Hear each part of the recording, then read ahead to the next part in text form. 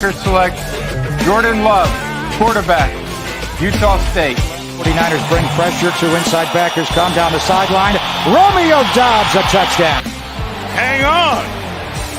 Love to Watson to a one-score game.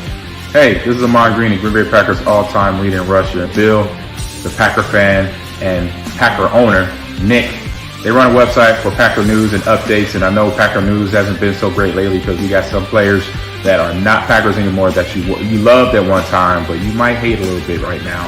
Two great running backs. We have a competent offensive line. He's saying that he felt in November and December that they didn't want him back. Get a little safety in that position. Either we go. There's no reason to believe we can't return, but. And they already came out. There's a couple guys that came out and said that Rodgers is telling what solution of it, and don't let them go for anything under than one. And you know what, Packer fans? The Bears still suck. So go Pack Go, and good luck to Bill and Nick, their website and their Packer news. Talk to you later. It's a lot easier to come in and skip doing mop-up duty, but he threw the ball. He kind of looked like Aaron Rodgers the way he was throwing the ball sidearm and just flicking the ribs, and the ball was just jumping out of his hands. Agreed. Hey everybody, this is Gerhard de Beer, former Green Bay Packer offensive lineman, and you're watching Frozen Tundra Network with Bill the Packer fan and Packer owner Nick. Enjoy. What's going on, everybody? What's going on? I gotta say, Bill, the opener is awesome, man. Oh yeah, Thanks. Man, I like that, huh? Yeah, I love it, bro. Especially when he goes, the Bears still suck. That's the best part. I love how Ahman Green captured our catchphrase. The Bears still suck. It was awesome, man. and same old Lions. Yeah, John Dorn's favorite words. Welcome to the Frozen Tundra Network. I personally want to give a shout out real quick to UConn for winning the national championship of March Madness. There's a kid that I actually coach at Bristol Central High School. He won the national title. That was actually pretty cool to watch. His name is Donovan Klingen, 7'2" monster. Going to the NBA. Shit. So let's get to the nitty gritty though. There's something that not just Packers fans, the whole world's talking about at this point. We still have Aaron Rodgers on our roster. What the hell is going on, guys? Why? Is this deal going to get done before the draft, or what's going on here, man?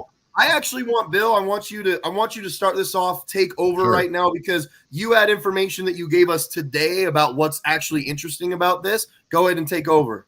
Oh, I was just saying that I seen that the Patriots are now calling about Aaron Rodgers, and Adam Schefter also said two other teams were also calling. He didn't confirm who the teams were, but he did speculate that it was the Steelers and the Niners. Well, Rodgers did say he wouldn't play for the Niners, but you never know because they really are. That would honestly be his best suit is to go to San Francisco. They're legitimately a quarterback away. I agree with you. I agree with you 100%. Look, the Niners are 100% ready to win right now. They just need a quarterback, obviously. I think two things are going to happen here. I think Rodgers is too knee deep in this Jets thing at this point to all of a sudden just – I want to play for the Niners now. Like, that's going to be a real tough transition. And the Packers don't want to trade Rodgers to the Niners, man. We don't want to – dude, keep your picks. You don't even have any picks. Right. That's the problem. They have nothing to offer. They could give us a player and they can give us – they got a three third rounders.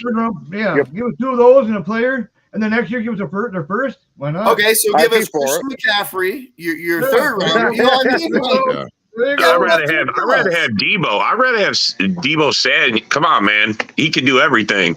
Yeah.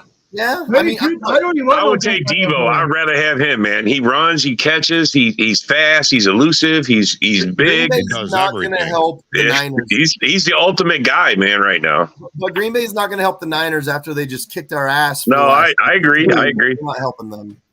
I wouldn't help them anyway. But look, the Patriots thing that Bill brought to us today, and I started looking into it, and I started seeing all these tweets and all this craziness around it. That's super interesting. Why? Right. Well, the Patriots are the Jets' arch rival, obviously, and it really forces the Jets into a really uncomfortable corner where it's like the Patriots have the 14th pick and the Jets have the 13th. Well, if the Patriots offer the 14th pick, then the Jets are sitting there going, well, now we have to give up the farm, right? So yeah.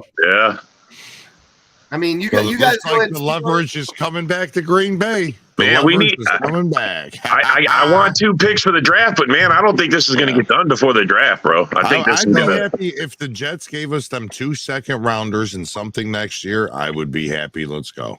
I might even take the 2 second-rounders just this year. Let's do it because they're so close. Yeah. And plus our second-rounders, we'd be straight. Yeah. Well, they got to give us some money then if that's all we're going to get. I mean, we need a first round or some money. They have to take part of his contract. Yes. They gotta eat some of that, or I mean, I mean, we need something worthy of this. Look, man, I know everybody's got bad feelings about Rodgers, but he still can play, and he legit could take somebody. He could legit take someone to a Super Bowl. That's not worth a first round pick. That's why I keep saying the Niners would really be the best fit. They were legitly a quarterback. Yeah, they're the only team I know that is legitly a quarterback away. That's self-sabotage, though, man. That directly affects us in the NFC, man. They'd have to give us a lot, though, for us to do that. Bill, you did mention the Steelers, who, in my opinion, might actually also be a quarterback away. They got a pretty good. They got a good team. They do. They do. And they can let their rookie sit behind Rodgers for 1 year. I mean, how that would help dramatically. You know what I mean?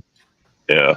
It would be pretty decent for the Steelers, and not even to mention Aaron Rodgers. You know, he has a thing for Mike Tomlin. He likes him. Oh yeah, he's a great coach. He also loves Belichick too. Could you picture that, Belichick and Aaron Rodgers? Oh, he loves him. Anytime you hear Rodgers speak about Belichick, it's always very glowing. Right. Imagine what Belichick could do with Rodgers. Holy God! Right, that's what I'm saying. Like, dude, that would be insane to pair them two together. Here goes Rodgers going to the Patriots, and then Tom Brady comes out of retirement. Yeah, exactly. He goes to Green Bay. He wants to be the backup at Green Bay. What that could would be you nuts, imagine? bro. Holy shit! Greg Rice would quit watching football. Just imagine what Jordan Love's mindset would be at that point. I go behind Rodgers and you bring this old son of a bitch in. Right. It would be trade. It would be trade love at that point, obviously. Dorn, you were trying to say something. Go ahead and give us your thoughts. I didn't say nothing. I don't care 2 shits about fucking Aaron Rodgers. He can go fucking pound sand. I don't give 2 shits about Well, what about the leverage, the Patriots, and all this shit that's starting to happen? Because we obviously want hearsay. It's all hearsay. I think it's just garbage. Yeah.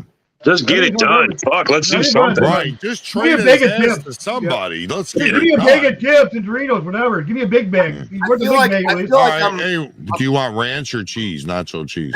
I feel like I'm a lot more. I'm a lot more stubborn and cynical than you guys. So for me, I'm very happy with if we don't get the trade that we want or that we need, then let him retire. I don't give a shit. Like, let him fucking retire. For me, I really don't care if we get anything out of it and he retires, because I'd rather not watch him play for anybody else. But if we are going to trade him, we need to actually get something that's worth it to us, not this bullshit. They're trying to like undersell us. No, give us what we deserve for our Hall of Fame quarterback, 4-time MVP. He was just a 2-time MVP back-to-back. Dude, we need more than what they're trying to give us.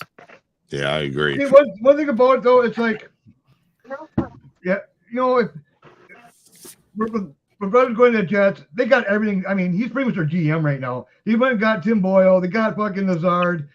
He's a new GM there. It's like, so he's going there. I guarantee you. What's going to happen, they're going to give us this year's a number 2 pick. Next year, probably number 2, they can go to number 1 if they make the playoffs, blah, blah, blah. And a 25th option if Rodgers does retire after next year or this year coming up, whatever, that they get like a third back or something like that. Just a little insurance on that. I think something like that's going to go down. They have to come up with some money. They have to give up money, man. There's no way. Don't think that 59. We got to eat the 40. You put Aaron Rodgers on the block for the whole league right now, so that you can sit there and go, here's what we're being offered comparatively. So if you want to sign Lazard and you want to move all these pieces and set up all this money to grab Aaron Rodgers' contract and use him as your core, you did all this shit just for Aaron Rodgers. Well, then you need to give us the 13th pick. That's all there is to it, because comparatively, people are giving us more. That's what the beauty of other teams being involved is. Like, I think we'll get a second round pick. It would be nice to get both those two second round picks. Would be nice. Even those 2 second ones. Fuck it, take those. But I think we're going to get one. We're going to get one. I think that's. Yeah, we should get one of those and the first. We should get a 2 and a 4. Robert's still on that first. He's like, man, I want the first. I don't year, next year, or something, man. Give me a first. I'll take a number 1 next year if that's the case. But Rodgers cannot be gone without giving us a number 1 for something, man. I mean, come on. Goddamn, he's off the fucking book. Right. Dude, it's off the books no matter. Look, I look at it this way: he's off the books no matter what. He's riding the pine. He's not going to be playing. There's no way they're putting him in over Love. I hate that. I hate that part of it where it's like, get him off the books right now. First of all, it's not going to matter this season. We've already accounted for his money this season. It does. It makes no difference this season. It makes 0 difference. Yeah, but we have an out. We have an out after this. They got to pay this. Yeah, but they got to pay him. It doesn't matter if we have to pay him, though. We've already accounted for that money to pay him. This year, we've already brought our guys back. We've already signed our we've already signed our contracts. We've done everything we were going to do. There are no free agents that are $100 million that we need to go. There's nothing to do at this point. Well, $59 million is due on December 7th. Right. Now, well, see, it's 59 mil, 31 on the cap. If he's traded, we're still on the hook for 40. But it doesn't come in 1 year. It gets spread out over 3. It's like 25, 15, and then the rest. If he's traded for June 1st, then we eat the 40. It's after. But I don't want to be after. I don't want that split because other than you guys can get it over with. Eat the money. It's not that big of a cap hit. Right. Here's the other thing I think's going on. I think the Jets are going to hold out and let this draft go past, and then trade Rodgers for a number 1 next year because they'll get Rodgers to play, and then they'll finish higher. It won't be a 13 next year by no means. Right. Yeah. So can you go back to that? Let's go back to this real quick. I don't like this logic because. Wow, we swapped. Wow, we went. Who cares to move up 2 spots? No swap.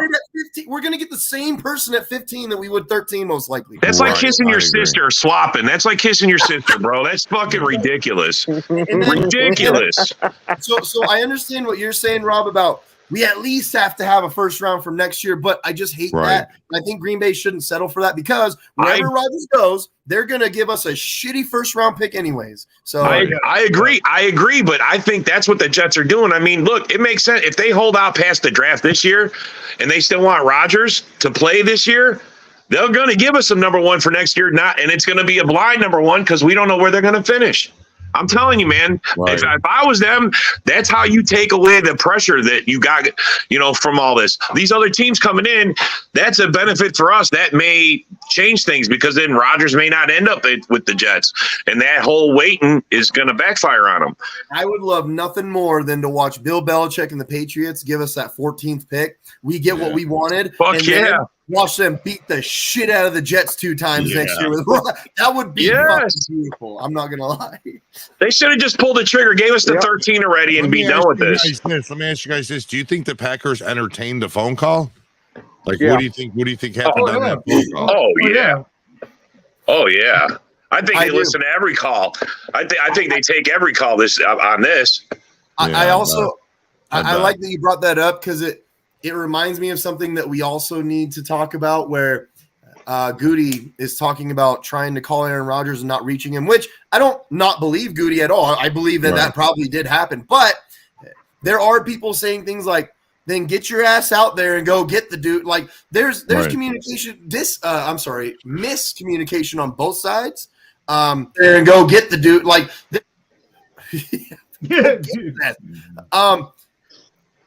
can Rodgers and Belichick mesh? Miscommunication on both sides.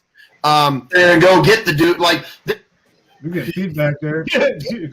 Rodgers is all about money, man. If they pay him, he's going to go listen. That's Bill. That's Bill Clipping on both sides. That's Bill Clipping. Go get the dude. Like. We get feedback there. Rodgers is all about money, man. If they pay him, he's going to go listen. That's Bill Clipping on both sides. No, you know what? I started watching the stream on my phone. Oh, so okay. I had a few minute delay. I was even confused, like, wait, what the fuck is going on? So we talked about this before the show. I'm not 100% sure that they would mesh the best, but and I'm talking about off the field. I do think on the field, I think they'd be best fucking friends. I really do. Because not only would Belichick yell, it would be like Gruden and Gannon, if that makes sense. You remember when Gruden would be like fierce as shit and Gannon sitting there like, I don't give a fuck, coach. Like, I'm going to do what I want. You know what I mean? And then it worked, and it was working, and it kept working. So I actually think Belichick would be very like, no, you're going to listen to me. And Rodgers would go, okay, well, watch me snap the ball and do what I want to do. I think it'd kind of be like that, but it would work. It would work. You know what I think was funny is how Jet fans always think that Hackett is actually an offensive coordinator that called the plays all the time. He never called plays at all when he was with Green Bay. That's another good point. You got Hackett in New York. Dude, you did all this shit, and you're going to let okay, look. This goes well beyond just the team sucking and the franchise sucking. If you let this happen, if you let the Patriots or another team like the Steelers, for example, get Aaron Rodgers, your fan base is going to absolutely hate you. They're going to call for your head, man. So, dude, in my opinion, this is the Jets, their management, and everybody's job on the line right now because they're promising something. They're doing a whole lot of shit just for this one thing to happen. And if it doesn't happen, I swear you guys are going down, man. I'm telling you, they're holding out, man. They're going to try to do a trade for next year's first round. Watch, because they know we want a first round, man. I'm not opposed to taking next year's. The only problem is you don't know where it's going to be. And with Rodgers playing for them this year, it's probably going to be really high. Yeah, exactly. It's going to be like the second round pick. That's why. Yeah, I mean, and draft has to count. I just so think I'd rather have the second round picks this year then. Like I just would. What's up, A-Dub? Welcome to the show, buddy. Man, it's just I don't think we let him go for anything less than a 1, but fuck, I don't know, man. It is possible that the Jets go after Lamar Jackson, but here's the thing. I was actually looking into those articles where they were talking about the Jets possibly going into Lamar Jackson. They would still have to appropriate a lot of money to pay for Lamar Jackson. That's actually going to hinder them more than it would help, in my opinion, anyways. Right, I agree. And does Lamar Jackson really fit better in their offense than Rodgers? I don't think so at all because they are a pocket passing type of offense. They really are. Their offensive coordinator wants to sling the fucking ball in the pocket all day. Although he just get fired though. LaFleur, he did get fired. Yeah, he did. I don't think that their offense is built for a running quarterback. I just don't think it is. So, Darian, what's your thoughts on the Patriots calling Green Bay about Aaron Rodgers? The only thing I'm getting out of that is one could think a bidding war should be on the horizon for Green Bay in regards to Rodgers. And the only question to be asked about it is who gives us the better compensation if it comes up like that? Right. What's your thoughts on Aaron Rodgers and Bill Belichick, pairing up? Brutal. Yeah. But my thing is like, if Aaron Rodgers can fit the mold of a game manager like what Bill Belichick had in Tom Brady, that's the only way that's going to fit. Right. Because I don't know if we'll take that kind of role in. Also, considering the kind of guy Bill Belichick is, their personalities will clash a great deal. Oh, you think so? Mm-hmm. Let's let's talk about this for just a second, real quick, since Greg wanted to bring it up. I actually do think it's weird. I don't think it's crazy, but I do think it's very suspect and weird how nobody wants Lamar. I get the money side of it, where he's asking for way too fucking picks, though. It's not just the money; it's you got to give up them 2 first rounders too. Like that's a lot. Not only that, he's injured a lot, so I get all that. But it kind of is weird how Deshaun Watson immediately got what he wanted, and he's I'm sorry, like holy cow, you guys can say whatever you want. I don't give a shit. This is my show. This is my show, motherfucker. He's a raper, all right. But I'm with you on that, Nick. Hey, we're censored here. NFL Network's going to be in my phone now. But I do think it's kind of weird that nobody's bidding on Lamar. I find that suspect kind of weird, but that's just me. Yeah, I think they might be too afraid of the injury with him. What was John? What were you saying? The Budweiser frogs. The Budweiser frogs, man. So Ken, The injuries play a part to it, and like the production as of recent. And not only that, in the playoffs, he is historically horrible in the play. Like absolutely. He's not a good passer anyway, man. He's an average or below average passer. You know, he's worse than fucking Fields, huh? Or Fields better than him? Let me tell you what, bro. He's right there with Fields. I say he's his equal, if not any. The only thing he benefit from is the tight end he had thrown to him. Andrew's getting open all the time.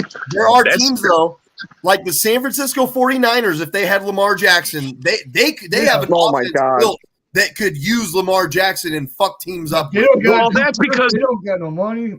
That's because all their top three positions, Debo, the CMC, and the quarterback would all be runners, man. I mean, you never know who's got the ball. that would be gnarly. Sam Darnold's going to take him to the Super Bowl. You would just have to lock down the run all the time. Just lock down the run. Here's the thing with the Ravens, though. I'm sorry, A-Dub. I'm sorry. I'm going to get you. Give me 1 second, A-Dub. I'm going to get it right to you right when I'm done with this. One thing that the Ravens have, the leverage that the Ravens do have in this aspect. Now, people shaming the Ravens for like, why aren't you guys re-signing him? He's asking for way too much, and I understand that. But they have Huntley, who's really dude. Huntley looks fucking good. I wish we had Huntley. I'm not even gonna lie. Dude, he can pass the ball. He's also a decent runner. He's not going to be Lamar Jackson, but he's better than average at running. And I feel like he works with the offense better than Lamar does. I feel like he does. He knows the offense up better. He was in the I know it was an alternate. I get that. But as a backup quarterback, you were in the Pro Bowl already? Like, fuck, man. So that's just me. I get why the Ravens are doing what they're doing. A-Dub, sorry. Go for it, bro. I was gonna say as far as San Fran having Lamar Jackson over there would work a lot, but the thing that has made San Fran successful is just the kind of scheme that Kyle Shanahan likes to run with, is where it's not much being asked from the QB. Like, he specialized. Like, when you look at the scheme Kyle Shanahan runs with San Fran's offense, he mostly specializes in the run. So when it comes to that aspect, it's like you don't need much out of the QB, whoever he gets out there. That's why I think Lamar Jackson Good point. Because you're not, because when it comes to Kyle Shanahan's scheme, it's not asking a lot from the QB position. But that's perfect for Lamar Jackson because he's not a great passer. That's right, exactly. What Shanahan does really well is he schemes really, really well, like you're talking about, A-Dub. And I think he would have the perfect scheme for Lamar Jackson and everyone else. You guys got a call coming in. Who's it? Who is it? Wait, what's up? What's your name? What's your favorite team? And what's your question? Line, go Pack, go. Packer fan, good shit. Good shit. So what's your question? My question is for Bill, the Packers fan. Is he there? Yeah, what's up, man? Hey, Jordan, I tried to call a couple weeks ago. My phone died right as you was talking to me, and I just want to apologize for that. It's all good, man. And I got a question about Jordan Love. Sure. Jordan Love, let's face it, Detroit put a beat down on us last year. Oh yeah. Do you think that Jordan Love is scared to death that Aiden Hutchinson's going to drive his head into the turf? Actually, no, because he's got one hell of an offensive line, but that was nice. A Lions fan pretending to be a Packer fan. That's what that was. Are we scared of Aiden Hutchinson? Who is she? I've never even heard of her. Have you guys heard of her? No. Come on, man. I'm gonna go ahead and be honest. Who's Gold Lions? So if anybody wants to call in, the number's on the screen. Aiden Hutchinson actually lucky fluke season. That's all he had. That's how you get your name. You have a good year, and now everybody's got your number, and see if you can keep doing it year after year. That's going to be the thing. Bill's going to put out the note. Go ahead, Bill. What's up? All the numbers 872-216-9360. If anyone's got a question, comment, or if you just want to troll Nick, Robert, John Dorn, bring it on in. Bring it. So let's be honest. Aiden Hutchinson actually looks like he's going to be pretty good. I can't lie about that. One thing that the Lions fans did to us, though, which they looked really stupid about. I'm not gonna be a Lions fan and be like, Rashawn Gary's a bust. I know that he's a bust because I watch Michigan football. Melvin Griffin. Is that you talking about? Yeah. There you go. I'm not gonna do that because I'm not gonna judge someone off of something I don't know. I have watched Aiden Hutchinson a lot last year. He looks pretty good. He looks like he's probably going to be pretty good. I mean, bro, he had some good moments. I mean, he had a couple picks. I mean. Let's highlight his best. Let's highlight his best interception. His best interception of the season was when, all right, the Bears, Justin Fields, he hikes the ball. No one rushes. There's 0 people rushing the pass. And then he throws an interception. That was right to Aiden Hutchinson. That was good. That was the worst thing. I'm sorry, but for Bears fans, they're like, "Oh, he knows how to read a defense." There's multiple, dude. There's so much extensive. It breaks down after 15 seconds, and he runs. He cannot develop through his progressions, and he cannot read a defense. It's been proven. It's been proven. Like, all right, so, Darian begs to differ, man. He begs to differ. Maybe he doesn't. I was gonna ask, as the guy, have y'all spoke to? I was trying to ask a question. Have y'all spoke to the guy who said the Bears' offense this year is supposed to be an equal to the greatest show on turf yet? What? How? Where? How? Jermaine Explain. Yeah. Jermaine I Street? did send him the link about 10 Jermaine, minutes ago. is that him? I'm asking.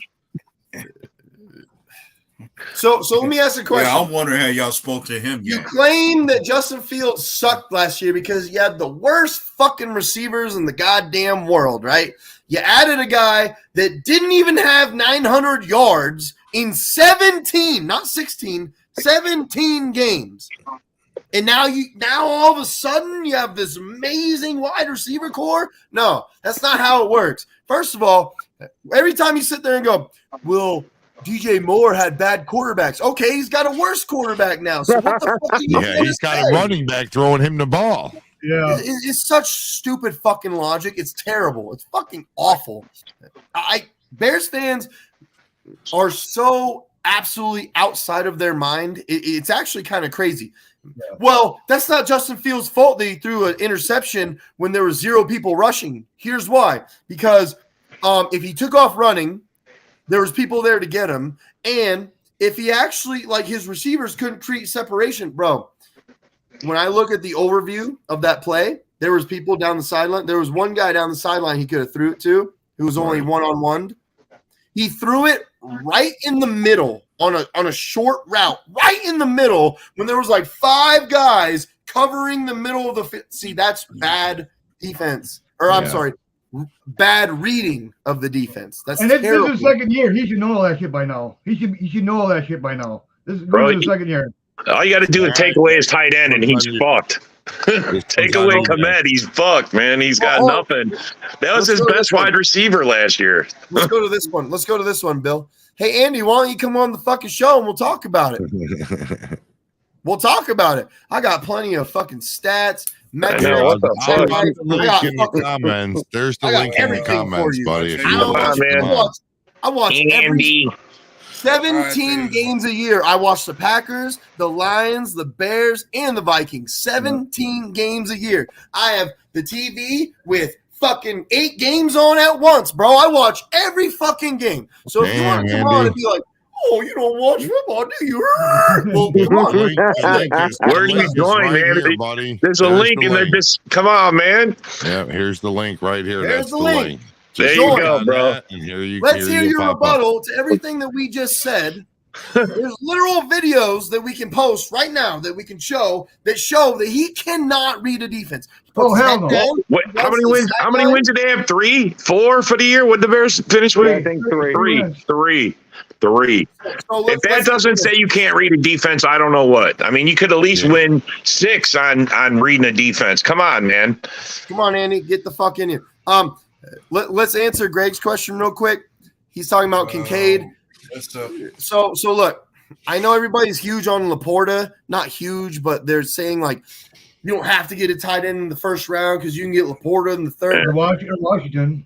Laporta is not, or Washington. Okay, look. I like Washington. Why don't you let me get to that, John Dorn? Shut up. Good point, John Dorn. Fuck.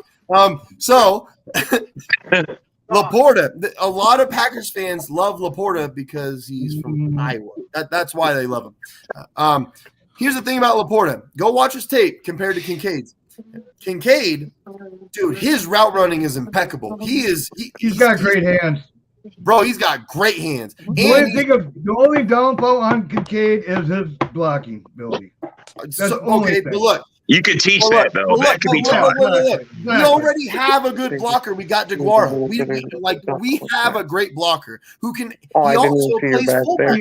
But I want Kincaid and Washington together. I want both those. And that would be perfect. But that's probably not going to happen. But I'm just saying. Look, with Kincaid, he is, in my opinion. I've watched Myers. I've watched all these dudes, bro. Even Washington. Kincaid is by far the best route runner. He's got great hands. Yeah, he is great at what he does at Utah. He is fucking good at it. Now, Washington, he is a good blocker and a great receiver also. So Washington would be a great player. Big for his size.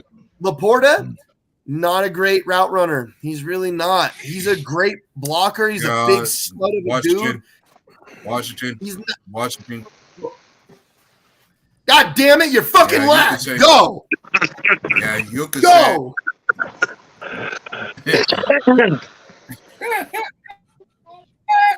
Sorry, but I was gonna tell you could say Darnell Washington is a younger Mercedes Lewis for us. Okay. Yeah. I think I actually but bigger. You pick him What's up, Darren? What up? What's it like in Amishville these days? Oh fuck! Look who it is. It's shit! It's the Gap. What's it like? Yeah, I'm just joking, Darren. What's up? I'm not gonna lie, you guys. I actually really like Darren. That's my boy. What's up, Darren? What up? Well, what's it like in Morgantown? I know, right? It sucks. Hey, Nick, can I ask a question? We already know the answer. Bill beat you up and you split your teeth in half. Yeah, you're a funny guy. Yeah, those part like the Red Sea. So Nick, I didn't know he was Mediterranean. All right, Darcy, I'll give you the floor. Go ahead. Okay. With the Detroit Lions starting shitty for the first half of the season, what do you think? Are you actually scared of the Detroit Lions in the first half of the season? Because Dan Campbell hasn't been able to prove that he can win those games. It was at this moment that he knew he fucked up. Look, he's asking me this question. Can I answer it? I would. I'm going to get to you next, John Dorn. You can go ahead and answer it after me. If I would put money on the Lions winning the division this year, I would. Wow, clip that. Love you. Wow, man. Nick, that's crazy. Even with that corn dog you have or whatever you call it. It's a Korean corn dog, motherfucker. People eat them all. Anyways. It was like, and he was enjoying it so much, the cheese was just coming right out of his mouth. Well, you wouldn't understand because the cheese would be coming out of your teeth. You know what I mean? But let's get to the nitty gritty real quick. Wow. Am I scared of the Lions? No, because I don't believe that they're going to be a powerhouse that's going to absolutely dominate. I don't believe that. I do believe that they're going to win the division this year. I believe they're the best team in the NFC North right now. I believe they have the best roster. I believe that you guys did get a little better than last year. But what about Nick? He's got hit in the head this morning, so I don't believe that you guys are this dominating powerhouse that the NFC has to actually worry about the top echelon anyways. Whatever happened to Andy? I don't know. He never jumped on. He said he's getting there, but where? So that's my opinion. Darcy, am I scared of them? No. Do I believe that they're going to beat us this year? Obviously. Right. Exactly. That's what I want you to talk about. Realistically, what do you think about Jordan Love? Do you think he could get over 10 wins? This year, no. Yeah. Why would I ever Why think not? that Jordan Why Love not? gets I 4? think 8 to 10. That's probably That's his cap. I think 10's his cap. But we're talking about if we're talking about this. But you got to realize he was in OTAs. He was with these young receivers, rookie receivers. Now they're in their second year. Again, guess when you flourish in your second year? No, there's no doubt they're going to be better, but I mean, Darcy, I disagree with you in many ways because Aaron Rodgers did not flourish with Jordy Nelson in his second year. Okay, he also didn't flourish with James Jones in his second year. He didn't flourish, bro. It takes time. Let's be honest. It's gonna take time. This is Jordan Love's first year with the receivers' second year. In my opinion, look, if I'm being perfectly honest as I can possibly be, I'm gonna say we win probably around 6 games this year. That's really, Homer take. No. Okay. So look, but if we draft right and we trade Aaron Rodgers correctly and we get the picks that we need, we're gonna develop in about 2-3 years. We're gonna be back on top, in my opinion. Well, we're a younger team. We are a younger team. In 2 Okay, we got a new guy on here. 2 to 3 years, yeah. NFL outdated. What's up, bro? What's up? I'm Andy. I'm finally on now. So Damn, you got a mic and you got the headphones. You do a podcast? Yeah. Actually, I do an FC North podcast, the Freezing Four. So yeah. Interesting. Well, I'm gonna have to watch it now. And who's your team? Who's your team? It's the Bears. Come on, that's what hey man, the Bears still suck. Period. So let's do this. Is there any way that we can put Darcy and we can put Andy together and then they can talk about it real quick because that's a Lions fan, outside perspective, and a Bears fan that's an outside perspective. Is there any way to do that, Bill? No, I don't think so. No. Well, you'd have here's the you'd thing. have to do a reels, right? And then you'd have to do segments. Well, real quick. Let's just hear Andy. Let's hear it. Darcy, why don't you shut the fuck up so Andy can talk? Yeah. So my Freezing Four NFC North podcast, we try to do it weekly. I've got my guy Dale from Average Cheese. I don't know if you know his Packer podcast. Great guy. But we have everyone has a chance to kind of weigh in. Obviously, the Lions are up there. Yes, the Bears, we're down, but I've heard all your stuff about Justin Fields. Totally get it. But here's the thing, like with me, and you're saying all the things that a lot of Bears fans are. I've been pretty realistic. I knew it was a 3 to 5 win team last year. The cupboard was bare, and I'll admit it. The management in the past has it's been horrible. And thankfully now, from my perspective, we've got a general manager and a team that's actually knows football for a change, right? And so we're starting to build. And so my thing with Fields, his second year, he need to improve? Absolutely. Were there things that I was able to see as a fan and kind of listen to other people kind of talk about him and some of the things that he does well? I think there's plenty there. And as a Bears fan, we haven't been able to say that for a quarterback for a while. So whenever. Hold on, guys. I'm gonna go around the horn. Yeah, I can take. I'm gonna go around the horn. Bring it on.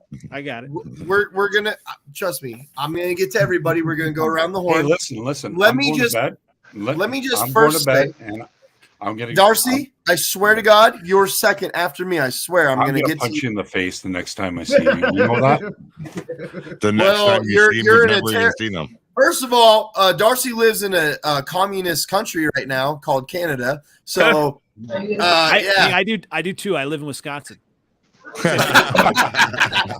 So you're a Bear fan living in Wisconsin? There you go, man. That's what Bear fans do. They go to Wisconsin. That's where they go. Let me get to Andy. Goddamn. Classic Bear fan. Classic. Let me get to Andy. Shush. Andy, here's the thing. Yeah. You guys picked up 2 linebackers who Edmonds is pretty decent. He's pretty good. You guys picked up another guy, TJ Edwards, who, let's be honest, is like nobody knows what he is, who he is. Mm-hmm. You got rid of Roquan, so it doesn't even cancel out at that point because Roquan. I don't even understand that.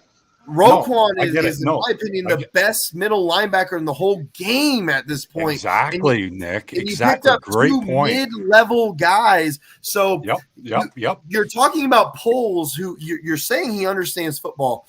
Maybe I don't see it because the moves that you guys are making, getting rid of Montgomery and all these things that you guys are doing, I'm not sure that he's setting you guys up for success this year. I'm not sure he's setting you guys up for success with Fields in general. I don't think he's actually making the right moves. I feel like it's more so like he's ignoring the biggest problems that you guys have, and he's trying to make splashes that the fan base is going to go, oh, I feel like that was like a decent move. Like, okay. They're using bridge. He knows what he's doing. They're using Fields as a fucking bridge. It's all they're using them for right now. They build a team. So here, like I totally hear where you're saying and all of that, right? And here's the problem the Bears have made in the past is they've tried to make more splash moves for immediate success. When I look at the Bears, I'm realistic. I think it's probably this year it's maybe an 8-11 win team. It's not going to be. I would be surprised if they make the playoffs. I am not thinking that they, if they do, that'd be great. It feels is going to have to continue to grow. But this is not like, and yes, there are a lot of idiot Chicago fans that are like, oh, we're going to the Super Bowl. We're not going to the Super Bowl. We need to continue to do it the right way. And this is what I do like about Poles. So I was at the training camp and, Roquan was in street clothes, and all that. Like he was signing autographs, great guy, great talent, right?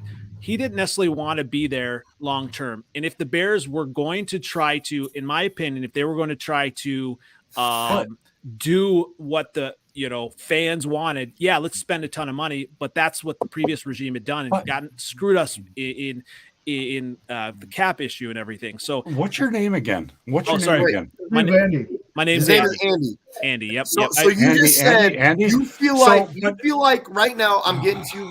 Give me a second. You feel like right now the Bears are 8-10 win team. He said 8-11. 8-11.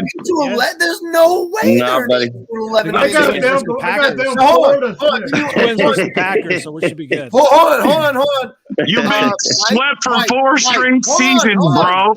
Hey, it doesn't carry over, does it? Or, it's gonna carry over. It's gonna. Hey, if you're gonna say that I'm an idiot, know the difference between you're and you are, you fucking idiot. Y-O-U apostrophe R-E. Jericho said that. I just want to get this off my chest here. Yeah. I'm thinking 67 wins for the Bears. 67. Why do you treat me this way? Promise Darcy. Why do you treat me this bad? Why do you You're a Lions fan. Like Lions don't get no respect. No respect. No respect. You love it too. Darcy, it's your turn. Hey, Darcy, nice hat. When you buy that hat, you get a free bowl of soup or what? Oh. Darcy, it's your turn. Ask what you got to ask. Say what you got to say. Please hit me up. All we need is a Bud Light can now. Where's the Bud Light can? John Dorn. Can I not have anybody else talk when I'm talking? Thank you for having me on the show, Nick Green and Bill, the Packer fan. It was a delight. I had a great time. This is the NFC North, the Huddle. Make sure you subscribe. But, man, you're a slappy. You're a Bear slappy. I'd like hit me up, Detroit Lions News Show. Hey, Darcy, same thing before you leave. You want to be bored. Hang on. I want to have this guy on the show, and I want to have Bill, the Packer fan, and I want to have Nick on this show. Detroit Lions. Hey, I got a question for you now, bud. Hey, how come you look like a girls' softball volleyball team coach? Oh, just kind of curious. I swear to God. I was thinking like that. Like that. I'm letting people talk. I don't know what this. I'm letting people. So yeah. Let's get back to the 8 or 11 wins. There's no freaking way. How can you even justify that? Yeah. But real quick, Darcy, shoot me the goddamn link and I'll be on your show. Like, what the fuck? Yeah. Me and Bill don't even get your links these days. You're scared of us. Like Scared? What are you talking about? Scared? 20 fucking fumbles. How do you say I'm scared of you? So let's justify this 8 to 11 wins. Okay. Let's talk. You haven't shored up your offensive line. Your running back situation got worse. Your quarterback hasn't been proven to be a good.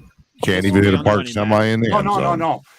Okay, no. Nick, talk about Jared Goff. What are your thoughts as a Packer fan about Jared Goff? I think he's the look. I'm a Cal Bears fan. I'm a huge Cal Bears fan. He's the same guy that we've always known at Cal. He's a above average, kind of like Kirk Cousins in a certain way, where he's going to get you certain types of stats. He's going to get you certain wins, but he's never gonna really do anything that makes you get above. These buckles underneath pressure.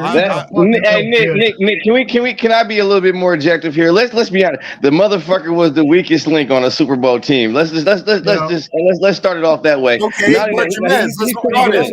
let's be honest. Kirk Cousins has never been on a Super Bowl team, so I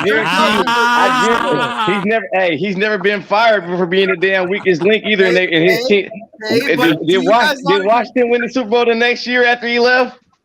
Dude, okay, so let me ask Andy. I want to ask Andy. Do you not agree that like Kirk Cousins and Jared Goff are like extremely similar in that way, where it's like they're going to give you these stats, they're going to do special things at times, but they're never going to like really propel you into this amazing elite set. And look, I know, but it's a Packers show, so I have to mention Aaron Rodgers.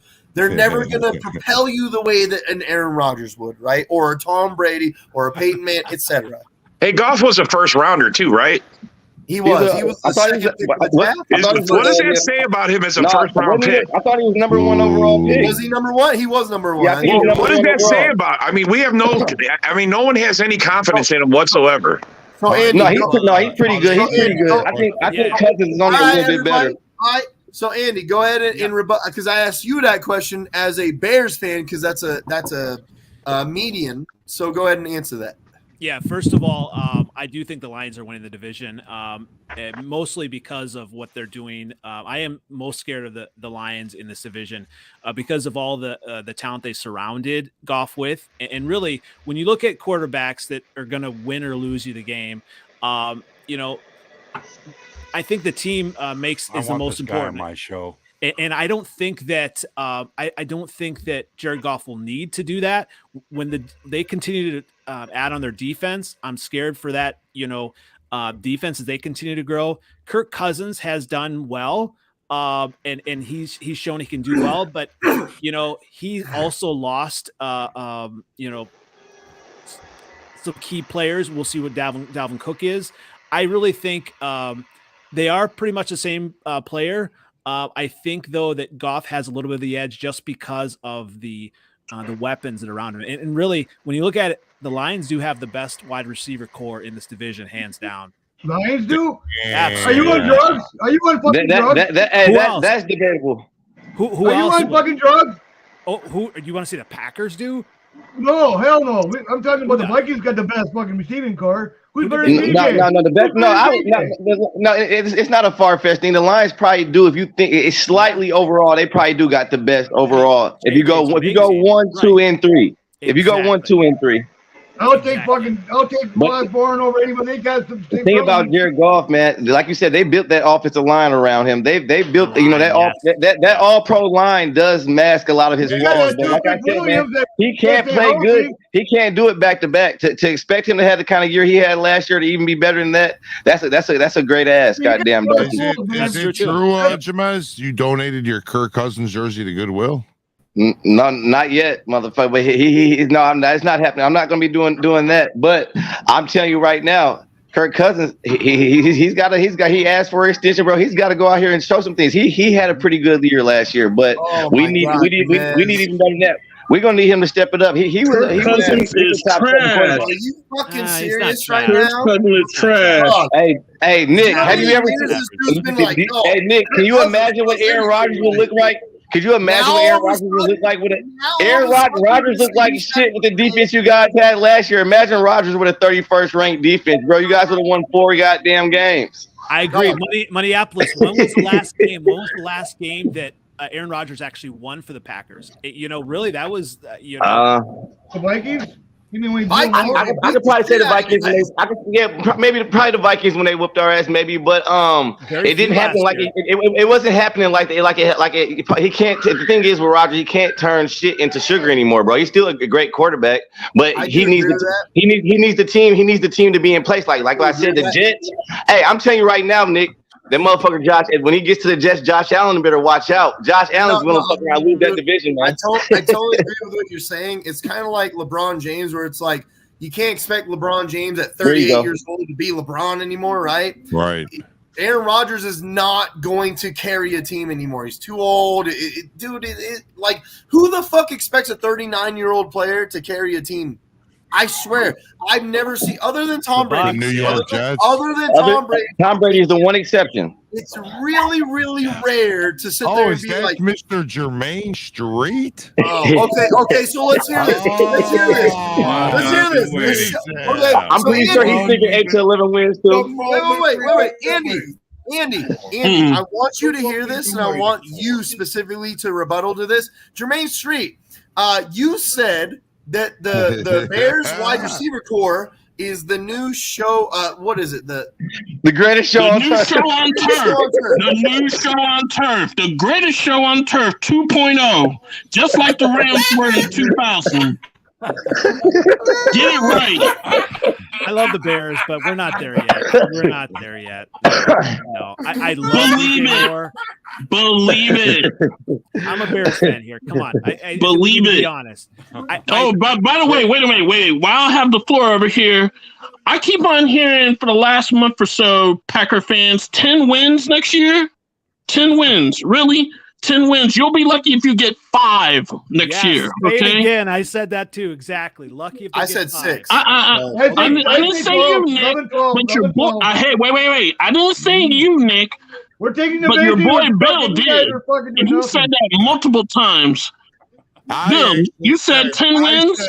I said 6 to 8 wins is what I've been claiming. Oh, actually, no, you're right. I did say 8. Wow. Okay. 8 to 10 wins. Yes, you're correct. 8 to 10 wins. Hey guys, that ain't happening. 100%. Hey, like I said, bro, it's only going to probably take about.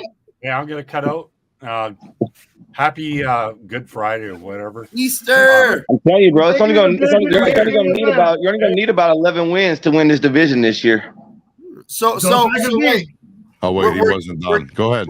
Go ahead, Darcy. Go ahead and finish off. Nick and Bill, can I have you guys on the show? You're muted. That was his best take ever. Yeah. There you go. Go ahead, Darcy. Pay me my fucking money, you bitch. Still muted. Darcy. Send us the link. We'll be there. Tell me the day, time, Bill as well. We'll be there. Yeah. So, anyways, let's get back to this, Jermaine.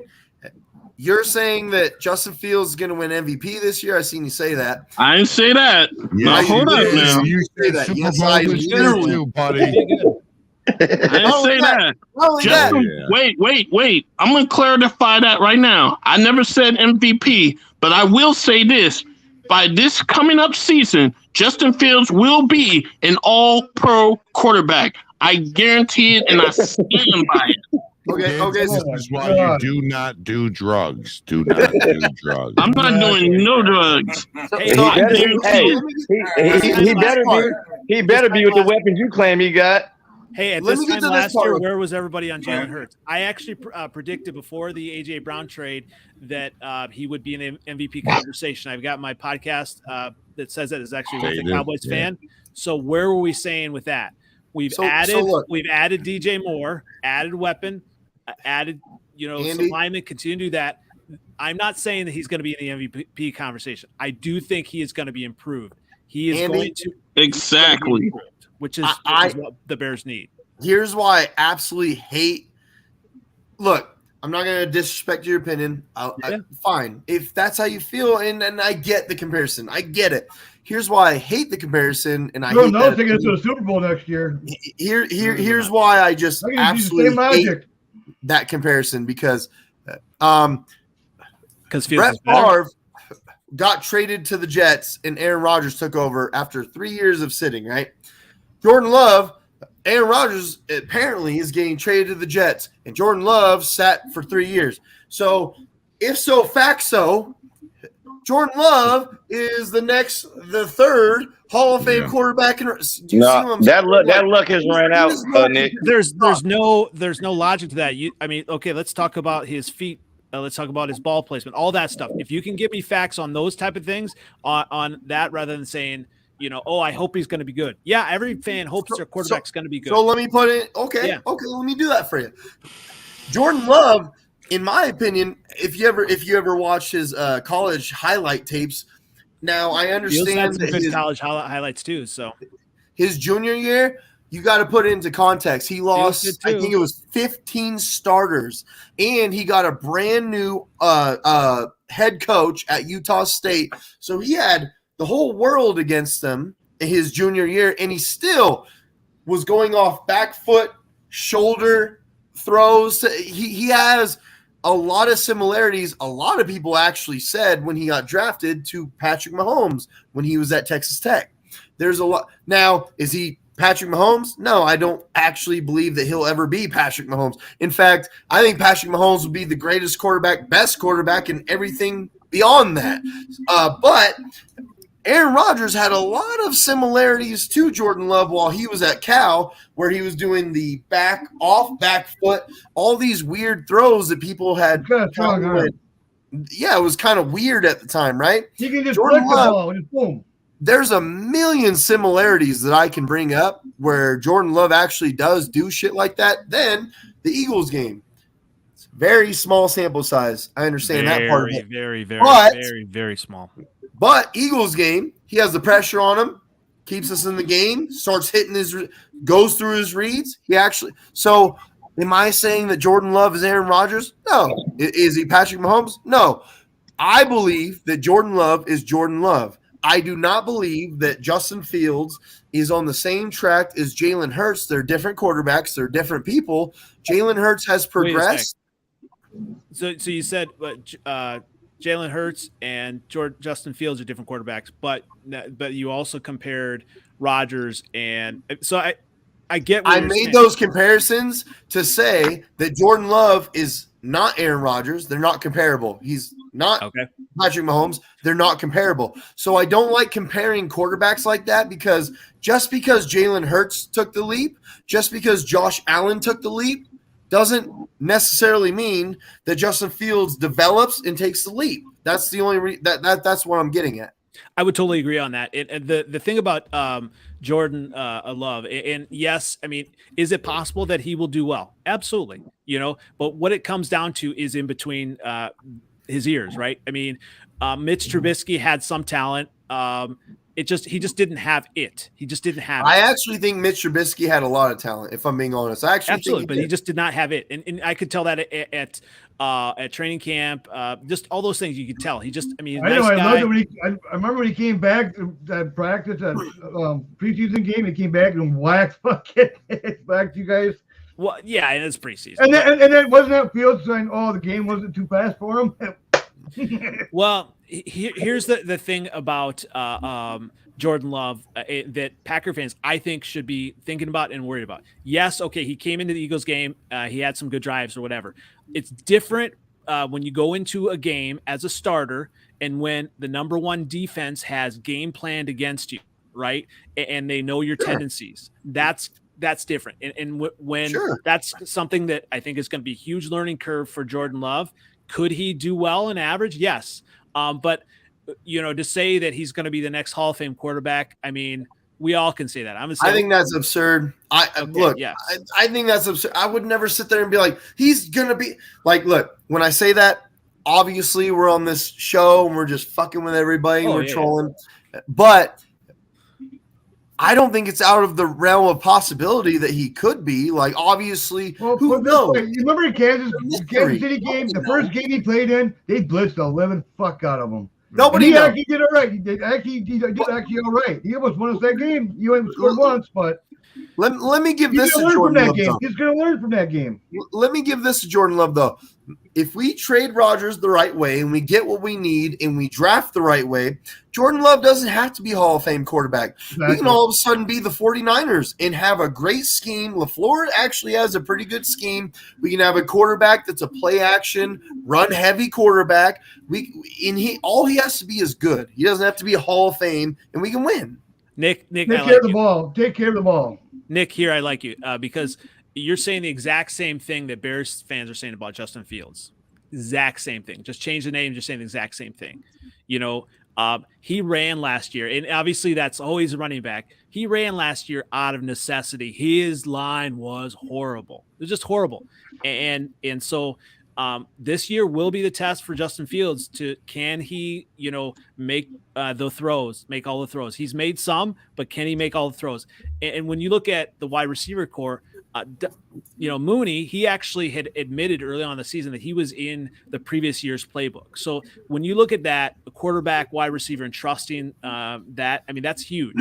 And hopefully, obviously Claypool can provide something, but now they can all be in their proper spots. And I think that can help the offense overall. It's just crazy to think that they're going to be Super Bowl contenders. I'm looking at 2024 as my target year for the Bears to kind of be in contention and all that. So they need to continue to build the right way. And if the Packers are smart, they would do that as well. You just have to kind of be honest. And last year I was honest about the Bears. You just kind of be honest about your team and say, okay, we need to continue to build. When you look at the Packers defense, I mean, they were not disciplined, right? That's got to change. That has to change. Second half it was. First half it wasn't at right. all. So and when you look at all those young players, I mean, I do really like the Packers wide receiver core, and if I think we're agreeing on a lot of the same things. Absolutely, yeah. And I'm not sitting here saying like it's an automatic fact that Justin Fields just fucking sucks. I'm laying out what we've seen from the games that he's played, just like with Jordan Love, where we lay out what we've seen from the games that he's played. So it's like at this point, here's where we are. Here's the opinions. Here's our analysis. But for each quarterback, if these things change, if these things develop, then each quarterback. I've never. Have you ever watched like the Bear Down Breakdown? Have you ever watched that show before? Yep. So you could literally go on there and ask them what I think about Justin Fields, because they'd all sit there and go, well, Nick has already said that he thinks that he's got a talented arm. He's got a big arm. I've said all those things before. The problem is the development. Mm-hmm. What are you doing with your quarterback? And it's not necessarily that Aaron Rodgers was more talented than Alex Smith, for example. Maybe the 49ers didn't develop him as well as the Packers did in any sort of way whatsoever. Now, maybe you believe that Aaron Rodgers actually was more talented. Fine. I'm just saying, I feel like the 49ers did Alex Smith a super injustice, because the moment he got to the Chiefs, he was pretty badass, and he showed that he was pretty good. When you think about quarterbacks, having that edge, having that FU mentality, Rodgers has that, right? And that's why he's done so well. He's spiteful. He's the most spiteful quarterback in the league. Let's be honest. Right. And that's why he had those MVP years after Jordan Love was drafted. The greatest quarterbacks have that in them. It's surprised me that Rodgers hasn't been able to do that in the postseason the last 12 years. He's been able to do it, during the regular season and all of that. That's not on Aaron Rodgers on a lot of those fronts, though. There's many. I would agree on that. I would totally agree on that. But what I also hear from Packer fans, there's a lot of games where Rodgers. I agree. For example, the Niners game, dude, you just sucked. The NFC Championship game against the Seattle Seahawks, dude, you just sucked. I understand that the whole team fucking completely melted down, and that wasn't Rodgers' fault at the end. But you sucked the whole game. You sucked, man. You should have put your foot on their necks, won the game, but you didn't. The Niners game, you should have put your foot on their.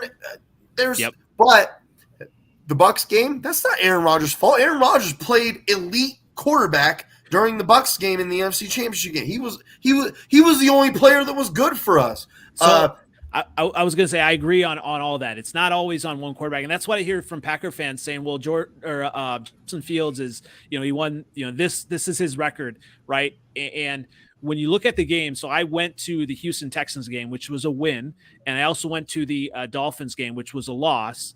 And just the stark contrast in those two games, the Dolphins game was the first game with Claypool, and although he didn't get many catches, they were doing some different things with Cole Kmet. They were actually running him out of the backfield. They were trying some different things. And I think just the threat of having him in the offense helped things. And that also helped Fields. And so when you look at Fields, he actually kept the Bears in several of those games because of his big play athleticism, because of some of those things that he could do. And there were just some moments, obviously in the Packers game. Once he breaks out of that pocket, he's like trying to catch a chicken. Right. And so serious, but that one thing about it, not sustainable? Correct. But do you think he's okay? From what I see out of him, he's a scared little boy in that fucking pocket. He gets scared way too quick. I mean, boom, he panics. With reason, though, right? He not really. But there is video evidence where before the play actually develops and there are open receivers, instead of looking and progressing, he puts his head down and run. So that's a bad what do you call it? Like a when you bite your nails, it's like a bad habit. Bad habit. There you go. Whereas I agree. So let me just say this about Jordan Love just real quick. People were complaining about how he's getting stripped from behind. He's getting hit from behind. In my opinion, that's a bad thing. Obviously, you don't want to fumble. You don't want to get stripped from behind. But it's also a good thing in a small aspect. I'm going to say the larger aspect, that's a bad thing. But there is this small aspect of it where he's clearly looking at he's reading the defense. He's going through his progressions, and he's moving in his pocket. That's why he's getting hit from behind, stripped from behind. Jordan Love is not getting hit from the side, from the front. He's getting rid of the ball before that. He's always getting stripped from behind. I understand that that's never a good thing. That's never a good thing in general. But I feel like Jordan Love is extremely in tune with make your reads, read the defense, see who is open. Whereas from all the I watch 17 games from the Bears, 17 games from the Lions, Vikings, and I watch every single division team on. I'm not joking because I have to do this. I'm in front of thousands of people every week. I have to do I trust me when I tell you I watch every game. I do too. And every time the Bears come out, I go, how many times is he going to fumble or how many times is he going to throw an interception? Even if I'm watching all of our games at once, I'm still watching all of us. It seems as though that Justin Fields, maybe it's because of the way that your offensive line is. Maybe it's the way that your receivers haven't created separation, even though I've seen. Oh, Bob, he's garbage. And in many aspects, maybe he just doesn't trust anybody. So instead of making his progressions, his read, trying to read the defense, move into the pocket, his first instinct is to look down and just go, boom, just take off.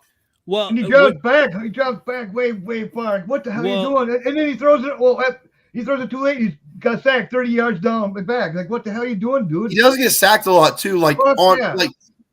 And it kind of is his fault because he doesn't throw the ball. He's really young, though. He's got a lot to learn. He is really young. 2 years, man. He's been out for 2 years. He should know better. So here's the here's the thing. So when you look at in a word, obviously, if you look at oh, sorry, go ahead. I wasn't sure. Go ahead. I was gonna say in a word, Fields has to be better with your making in and out the pocket in every way. If you look at it, Love just needs fucking playing time. That's the only way he's going. That's the only stuff he's to learn. Well, yeah. Andy, So you got the full. Andy, you got the full floor.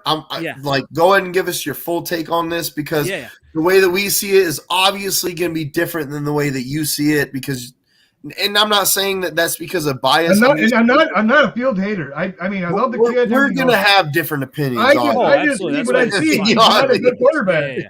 So go ahead, Andy. Here's the thing. I think, yes, when you look at the season in total, and you kind of look from where he was from the beginning of the season to the end, there was some growth. Does there need to be more growth? Absolutely.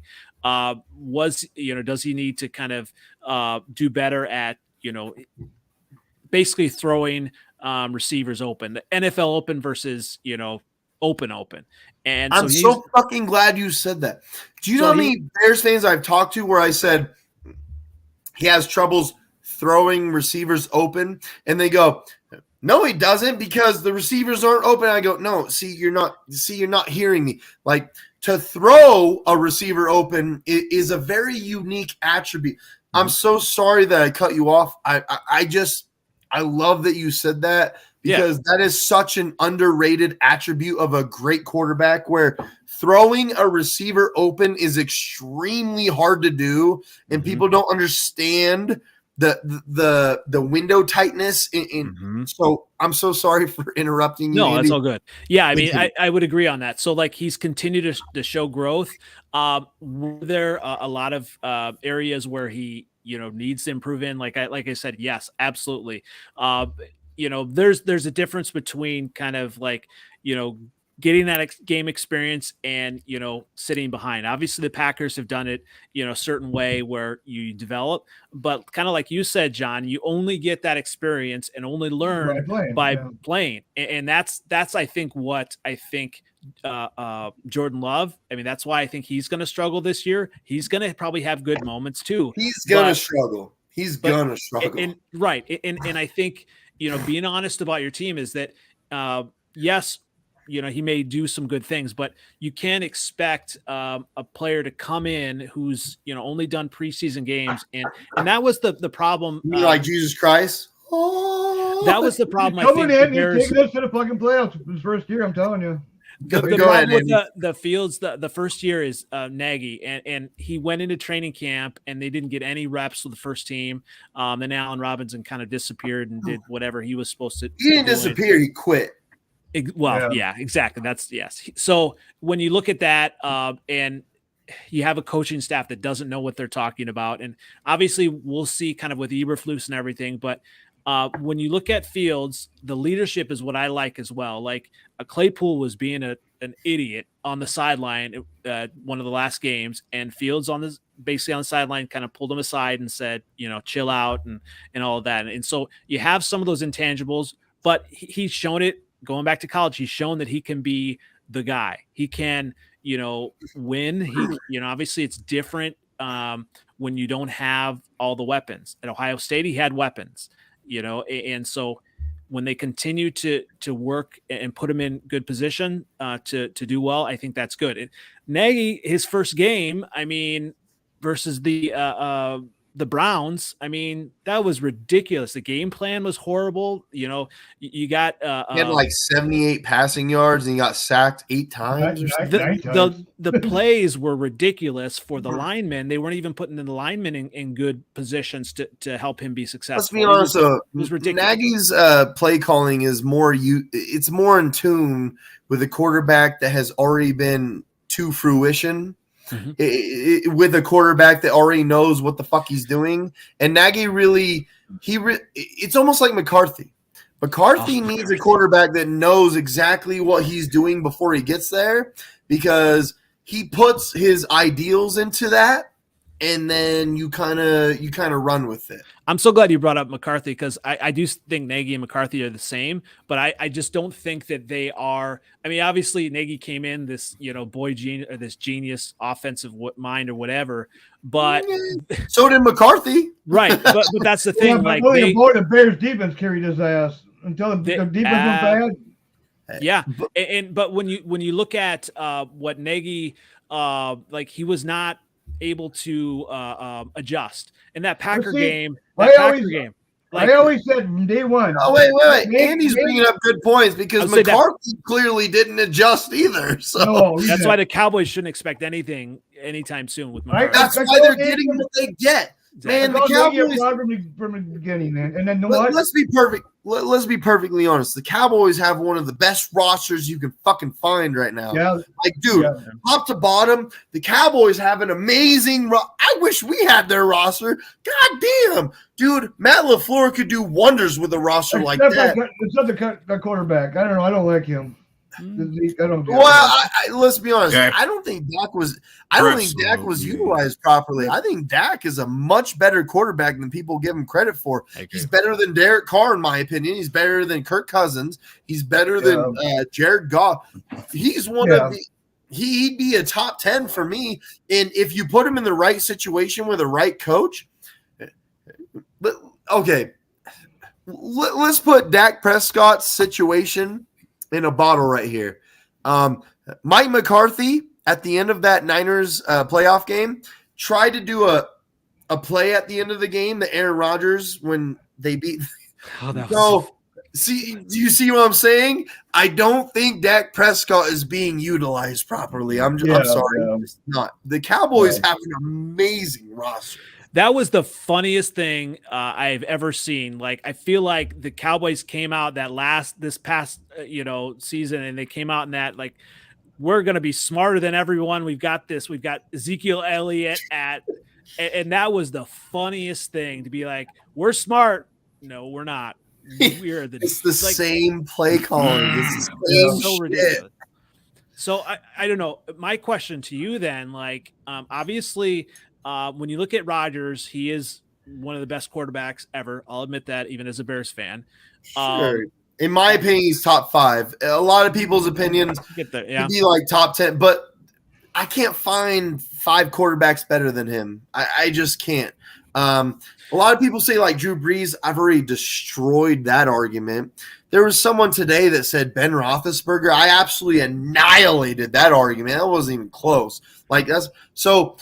Dan Marino, sure. Was he possibly a better quarterback because of his era compared to Rodgers' era? Maybe you could make that argument, but because of what has everyone's going to get better than everyone as time goes on. That's how it goes. Someone will be better than Michael Jordan. Someone will be better than Barry Bonds. Oh, come on. Eventually, someone will be better than everybody. That's how it goes. Where I was going with that is, so Rodgers, I think, covered up for a lot of roster issues that the Packers had. And I think. You mean for like a decade? Yeah. In my opinion, I think Packer leadership arrogance in thinking that, just because you're an older franchise, that people are going to want to go there, like not signing free agents, all that. Well, that was on fucking Aaron. I mean, with Aaron Rodgers, he's the one who came pretty much the GM. I want Cobb. I want that. Well, fuck that little pussy. Wait a minute, John Nor. He's talking about before this whole debacle happened. I feel like Andy's talking about before that, where Aaron Rodgers was just our quarterback and he was carrying us like by a long shot. Yeah, just absolutely carrying us. And everyone kept sitting there going, bro, your team actually isn't that good. If you didn't have Aaron Rodgers, you wouldn't be that good. And it was true. It's true, yeah. I feel like that's what he's talking about. That's what I was talking about. Not recently, where we've had good rosters and Aaron Rodgers has kind of failed us. So, but here's going to be the thing is you're going to find out this year, I think, if LaFleur is really even that good of a coach.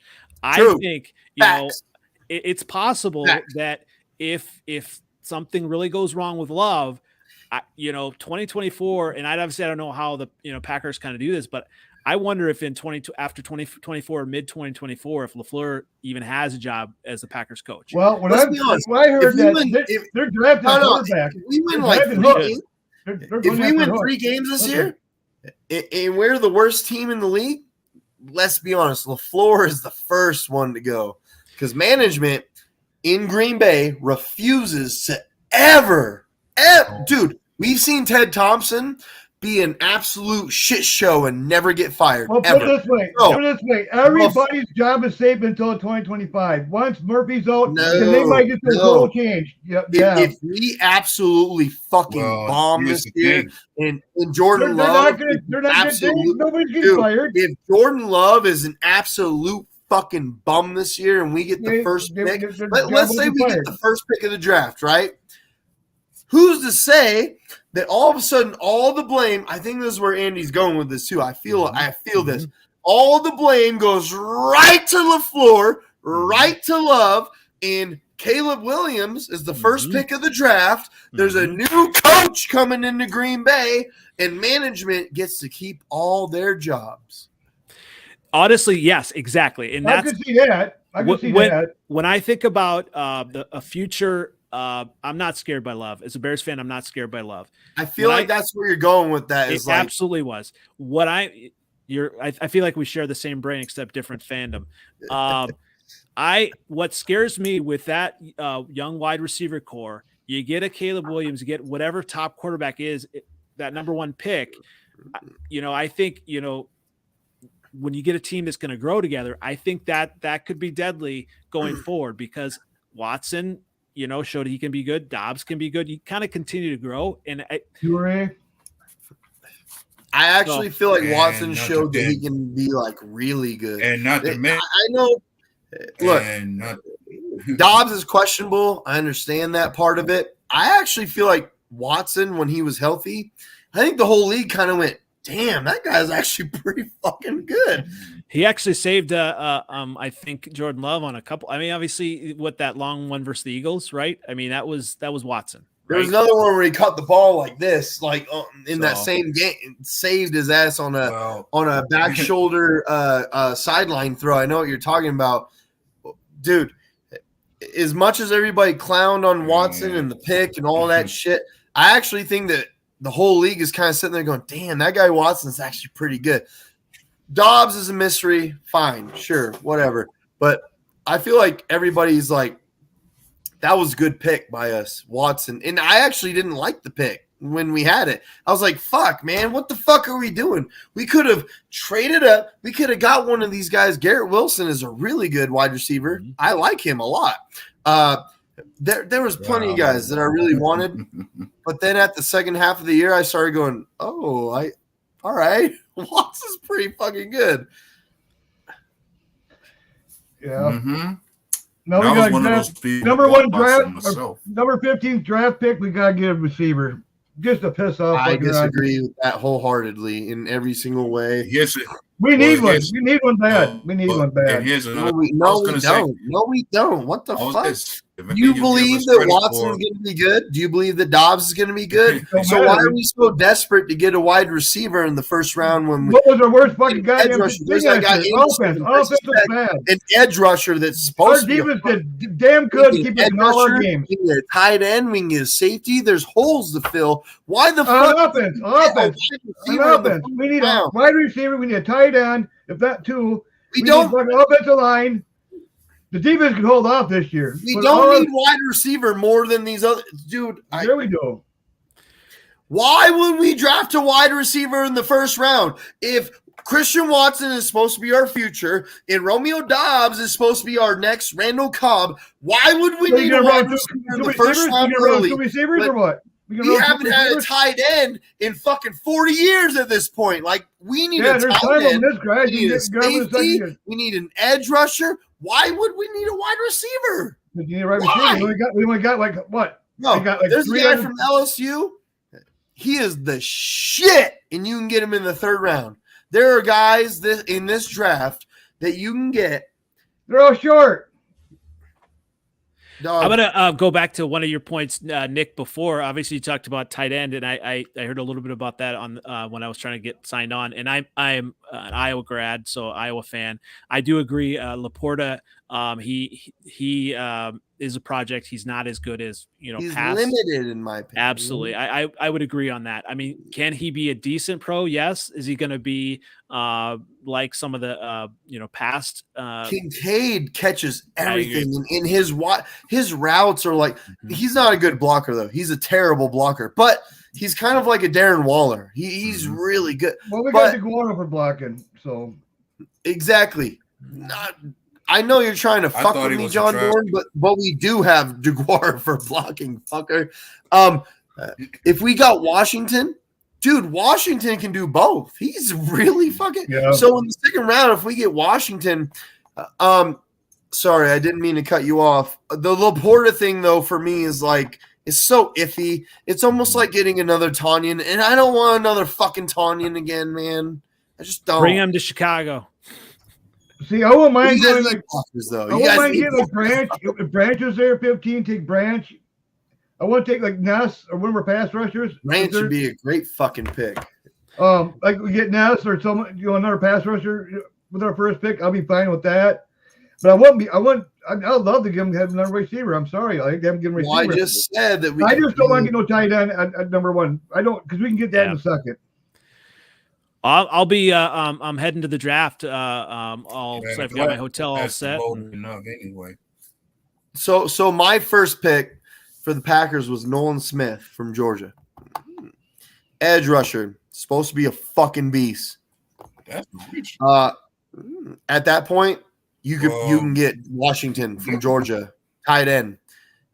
Safety, we can go all the way down the list at safety and get Chris Smith II from Georgia. Another great safety. I checked him out yesterday. He ain't bad. So we don't actually.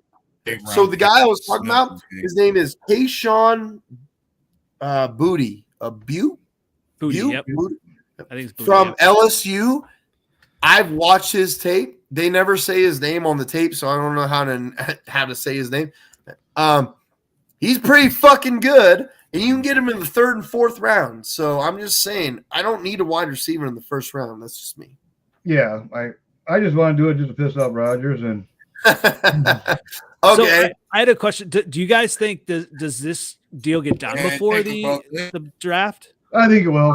No. I actually think, in my opinion, that it would be during the draft if anybody. Right at the draft. Yeah. I mean? John Dorn, I'm sorry, Adarian. You keep trying to talk. Go ahead. You're so behind us, though. Go ahead, Adarian. Sorry. Well, I was going to say, when you speak of Kincaid, I thought you said he was the next Travis Kelce. And I always said that Washington, to me, is a younger Mercedes Lewis on the team. Like, he's just that six offensive lineman you can use in any kind of run block scheme of any sorts, even if he can go out and receive passes for you. And I'm saying the tight end class is deep enough to where you can go anywhere with tight end and not go wrong. And now we're really going to find out. We'll see what DeGuara's about. With all the other ones, Tanyan gone, and now DeGuara's get out more opportunities. My thing with DeGuara is that he's not actually a true tight end for source. He's more of an H-back guy that can come out the backfield and make plays. Yeah. Well, what I like to see is actually Toure to come out and get a lot more playing time. I mean, that kid deserves it, man. I mean, what he's been doing on the practice field, and the time he is in the game, he produces, and he's got to see the field a lot more. I mean, I see what Nick was saying about it. We don't need one, because Toure's got to come out and play yet, and I'm sure we're going to get some receivers. I mean, I'm pretty sure we'll get one or two more receivers. And also, we got one day. Yeah, go ahead. And also, we also have a receiver that's just as much of an unknown as Love would be, which is Bo Melton. Yeah. Like, nobody knows what that kid can do. The most unknown receiver we have right now is Samori Toure, and I actually think he looks pretty decent. Actually, every game he's in, he catches pretty damn good. So look, why don't we do this real quick? Since we got Bears fan and we got 3 Packers fans, Let's talk about let's give our predictions record-wise. John, don't want to get the fuck back here. For the Packers and the Bears. I'm going to go John Dorn first. Bears record, Packers record this year. Packers record is going to be probably 10-7. I got Bears going probably 6-7. Field ain't going to last the whole year. Okay. So I'm going to go with you, A-Dub. I specifically want Andy to go last for a reason. Go ahead, A-Dub. Given the current situation for Green Bay, I say at best I give us 8 to 9 wins. Like given how many unknowns we got working with us and against us, I'm just putting it out there. I'd say 8 or 9 wins at best for Green Bay. For the Bears, I've seen the changes they made, but I still say there's still other holes to fill. I will give them 7 to 8 wins this year. All right. So, Andy, it's your turn. Go ahead. All right. So I was going through the Bears' opponents. I think they split with the Vikings. I think they beat the Packers twice. I think the Bears lose the Lions twice. Panthers. I say the Bears are going to win 9 games here. 9 games. Obviously, I think they're going to be beat by the Chiefs. So I think 9-8. And that's in Germany. Yeah, they're going to get, destroyed by the Chiefs. I don't understand that. Okay, we'll talk about that after. I'm sorry. Go ahead. We'll talk about that after, though. That's a conversation in itself. They just, so they'll be improved 9-8, kind of be right around there. I think the Packers, and I'm going to be generous here. I'm going to say they're going to be 6-11. I've been saying, 3, 4, 5 wins. Generous. But when you look at it, they play the Chiefs and Chargers, right? We all play the AFC West. It's going to be tough. I don't see other than 2 teams we play the same exact schedule. Right. And I don't see I just don't see Packers beating the Lions at all. That's going to be a Lions sweep. Vikings maybe will be a split. I'm thinking the Bears are going to have enough to beat Love. At best, that would be a split. So I just think the Packers have a lot of holes now to fill. Obviously, pass rush, right? I think that was a big thing. Was it? It's not a necessary thing. It'd be nice, but right. But with the only reason I say that because Rashawn Gary won't be ready for beginning of the season. Well, and so I'm going 6-11, right? And that's what was Rodgers his first year starter, 6-10, right? That totally different team, totally different era, totally different everything. That's how I go at. I'm going to agree with Andy that we're going to win 6 games, and I don't get it. Our defense is our defense is the best defense in fucking the No way. No. What do you mean, no way? How is your defense? That's not the issue. We're gonna lose a lot of 1-score games this year. I feel like it's gonna be like the Packers have a good roster, but they keep losing because they don't have that it factor yet. Like that because their fucking quarterback fucking sucked ass and kept on throwing interceptions and fucking couldn't take care of the fucking ball. And that's all good and well, but at this point in time, you couldn't put up fucking scores. He fucking Jordan Love. He blamed everybody else. Fucking he ran the wrong road. With Jordan Love, we're gonna win about. It's gonna be a hell lot more smoother. Maybe 7. A lot of it's gonna be because we're gonna lose. We're gonna average about 30 points a game. Shut the fuck up! I'm just telling you the truth, man. How you average? Yankees is better than Pepsi, motherfucker. Why not? How? Why not? We got a hell of a run game. So we haven't up the line yet.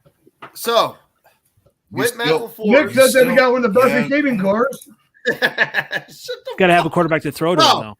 We do. We got Jordan Love. You haven't seen Love. He ain't giving it back. Wait to go sleep at your house before I go to the Packers game this year. because me and you are gonna do tug of war with our beards, and I'm gonna slap the shit out of you. You fuck. We're gonna have Jaeger bombs, and you're gonna be fucking passed out. Yeah, that sounds about right. You're gonna win that one, I promise you. So, anyways, you fuck. God damn it! I mean, come on, you're talking about me being homer. This guy is talking about fucking 9 wins for the Bears. Like, come on. Okay, we're gonna get to that. Fields can't even stay on the field. Fields can't even fucking hold the ball. He's got greasy hands. We're gonna get to that. So, Butterfingers Fields. That's what I'm fucking calling him. LaFleur's offense is really his scheme. It's really gonna come to fruition this year because he has a quarterback that's going to listen to him, that's not demanding shit. Matt LaFleur has never been a spread shotgun offense coordinator ever. That's not his scheme. His scheme is to do run the ball, play action, run the ball, play action, and let your quarterback, whenever it's necessary, go into spread offense. So he's not going to have a guy that's going to challenge him. He's not going to have a quarterback that's. Well, then I'm up on my thing. I got 13 wins done this year for the Packers. It's going to be about 6 or 7 wins. I do feel like 7 wins. I do feel like there's going to be a lot of one-score losses, and this is going to be a development. This is going to be a project. It's going to be like one of those things where it's like we were really close this year. We were close to being decent. And then next year we can improve on that. Like I feel like that's where we're trying to go with it. So 6 or 7 wins is more realistic in my opinion. 6 or 7 losses maybe, but so here let me give you the Bears win. Sorry, go back. We talked about the Bears home. So Falcons, there's 1 win. Panthers are going to be horrible. 2 wins. Cardinals 3, Raiders 4. Those are the home wins, possibly. Let's see, Commanders 5, Bucks 6, right? Saints 7. I'm saying Packers 8, and maybe even in either Packers a second time or Broncos, and so there's 9 wins there. So obviously, kind of. Do with that what you will. It's out there. I mean, we looked at the schedule last year and kind of looked, well, the Giants were winnable. Obviously, they're not. But you look at some of these teams that are taking steps back. There are winnable games for the Bears. There are some for the Packers as well. You can't predict your record, though, off of winnable games because there's going to be winnable games just like we've had for so many years when we were dominating the whole league and we lost. There's going to be winnable games that you lose. Yeah, well, it's like look at Jets. They beat the fucking Buffalo. You know, it's like fuck. We played the San Diego Chargers a few years ago. You guys beat the 49ers. Way better than the San Diego Chargers, and they dominated the shit out of us the whole game. I mean, thank God it was like a fucking storm out, but you guys beat the 49ers first game. It's like. Well, they had a dry weather. Let's see what happens. You know. Well, that's the thing. I mean, Chargers. I mean, who knows about the Chargers? I didn't even include that. That's a possibility. The Bears are not beating the Chiefs. I just think Mahomes. I'm not going against Mahomes and what they're doing.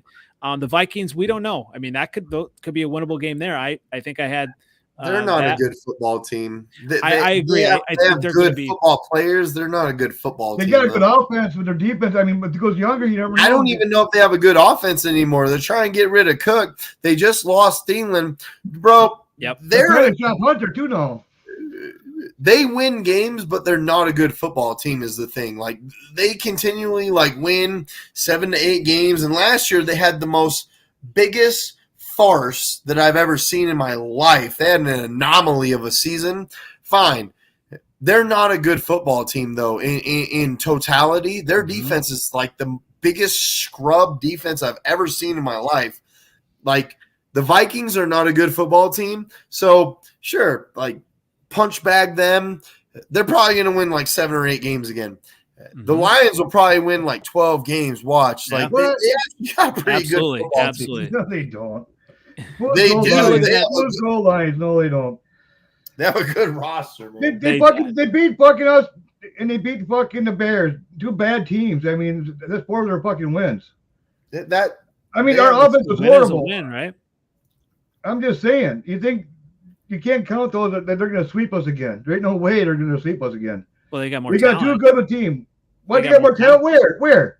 On the offensive line, on the defensive line. They've got 2 picks in the first round.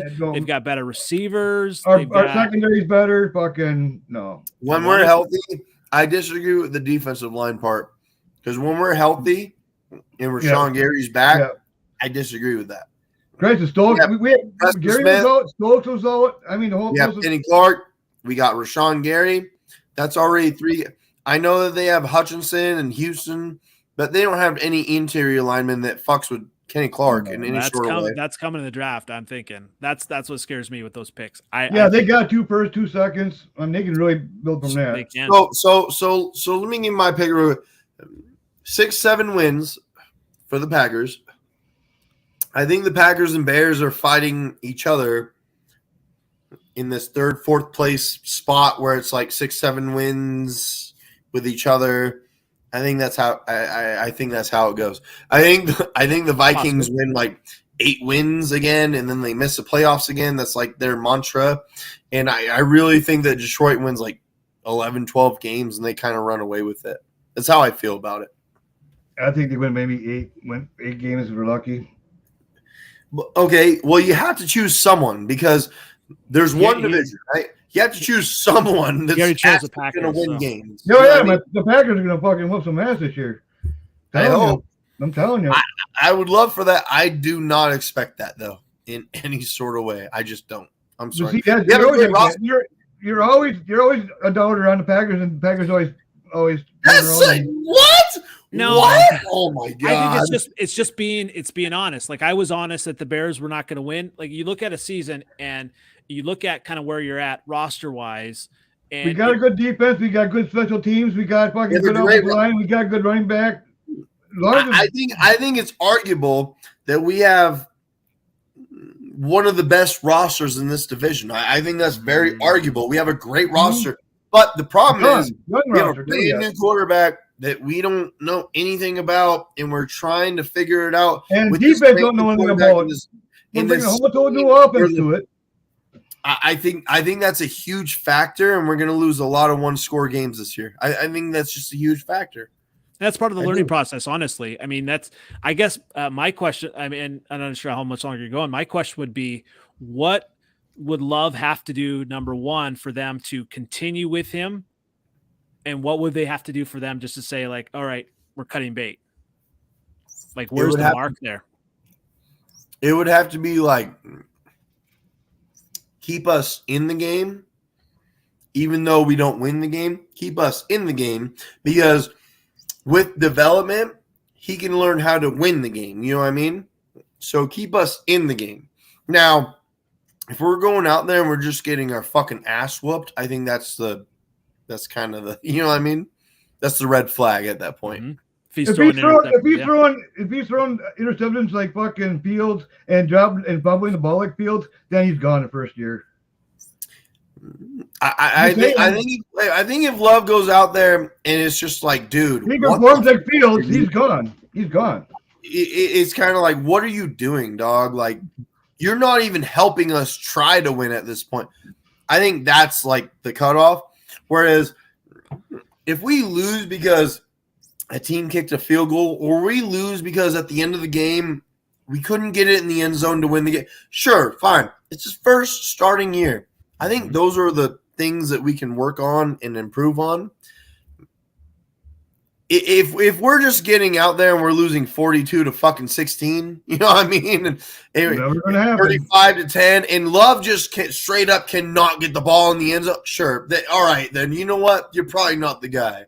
I think there's a very, very, it's not even subtle line. It's like a very broad line at this point where you're either helping us win or you're not.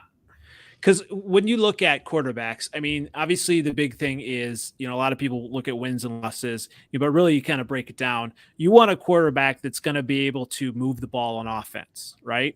I mean, that's another huge component. Move the ball down the field. That's what creates 1-score losses, doesn't it? Yep. And so I know, John, I know where you're at on the Fields stuff, right? But that was the one, what I liked about Fields. Obviously it didn't happen exactly how we wanted to as a quarterback, but he was able to get in the game and he was able to move the ball down the field. What game are you watching? I was at the Dolphins game. I was at the Dolphins game. Whatever, man. And that was one of the most exciting games. How many times did he fumble? How many times? Oh, but he did. But it didn't turn the ball over. But it doesn't matter. You lost the fucking. Moved the ball down the field and he got touchdown. And that's what. If you actually watch the Dolphins game, I was at the Dolphins game and we were going toe to toe with Tyreek Hill, and I'm like, holy cow! He was moving the ball down the field. Obviously, he had like, holy shit, what's he doing? And then he has this. I was in that end zone where he had that 60-yard run, that huge run. So he was moving the ball down the field, and obviously that's kind of what you want as a quarterback. And obviously, if you look at Jordan Love, and if he's starting to do that, if he's able to move the ball down the field, and for whatever reason, if you're having drop passes by receivers, I think obviously then maybe you see enough from him. But obviously, these quarterbacks, they need time to develop, and you need to have game action. Can we talk about, though, there are clear indications where Fields, I understand it was a second year starting. I understand that part. I'm going to give him a certain cushion for that. There were games, for example, like the Packers game, where you just threw an absolutely horrible pass to lose the game. At the end. Yeah, the Lions. So there are moments that you can really take. I understand where you're coming from, Andy. I get it. I understand that part of it. I'm just saying there's also a huge amount of, like, this isn't a small sample size either. This is starting to become a big sample size of your God, I was going to use the word. Well, no. So I like what you're bringing up here. So a lot of that, I think what it comes down to is, quarterback learning to trust the offense and not. And I feel like he doesn't.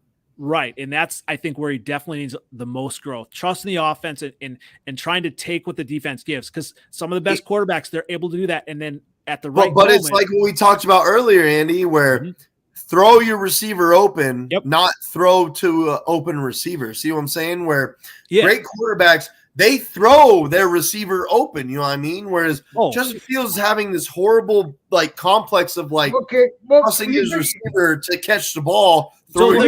There's a whole difference. Okay, he brings it up to Miami game. Okay, what did he do so great in Miami game? What did he do? He ran. He ran most of that time. He most of his yards was rushing. That's it. So where does his quarterback come into play?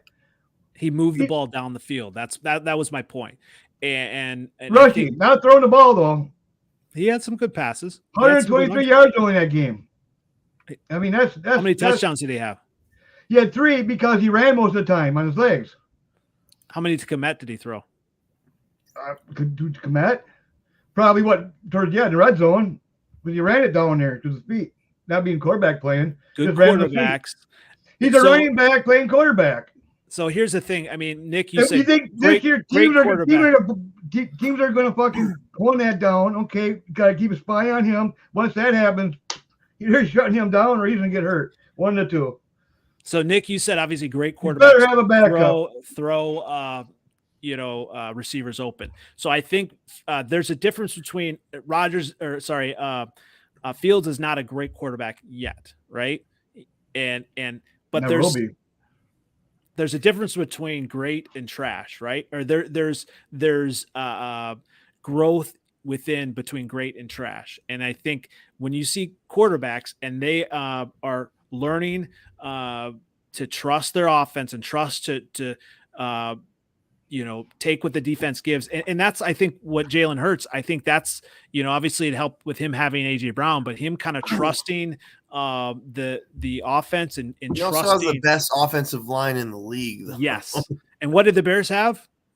The worst.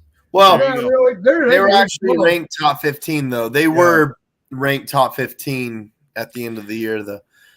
Right. But you watch game and obviously the eye test, they were just, So So I think is Fields great? No. Is he showing promise? Yes, absolutely. And good runner, though. Good fucking running back.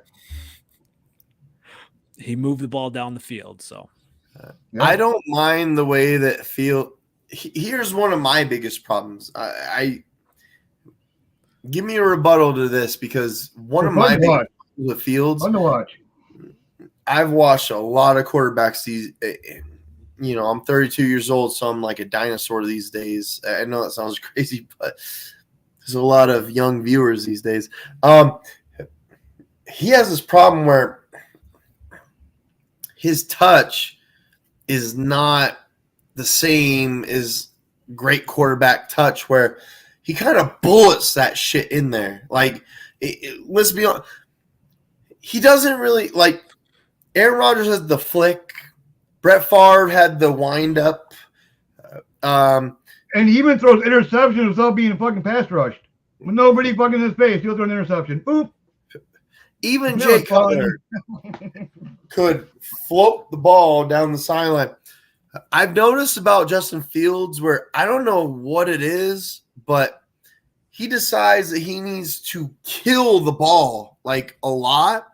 And I feel like a lot of his inaccuracy has to do with that, because he sees a guy open and he fucking kills it down to him, and he goes way beyond. So he has this problem where he has a humongous arm. He's got arm strength beyond comprehension, right?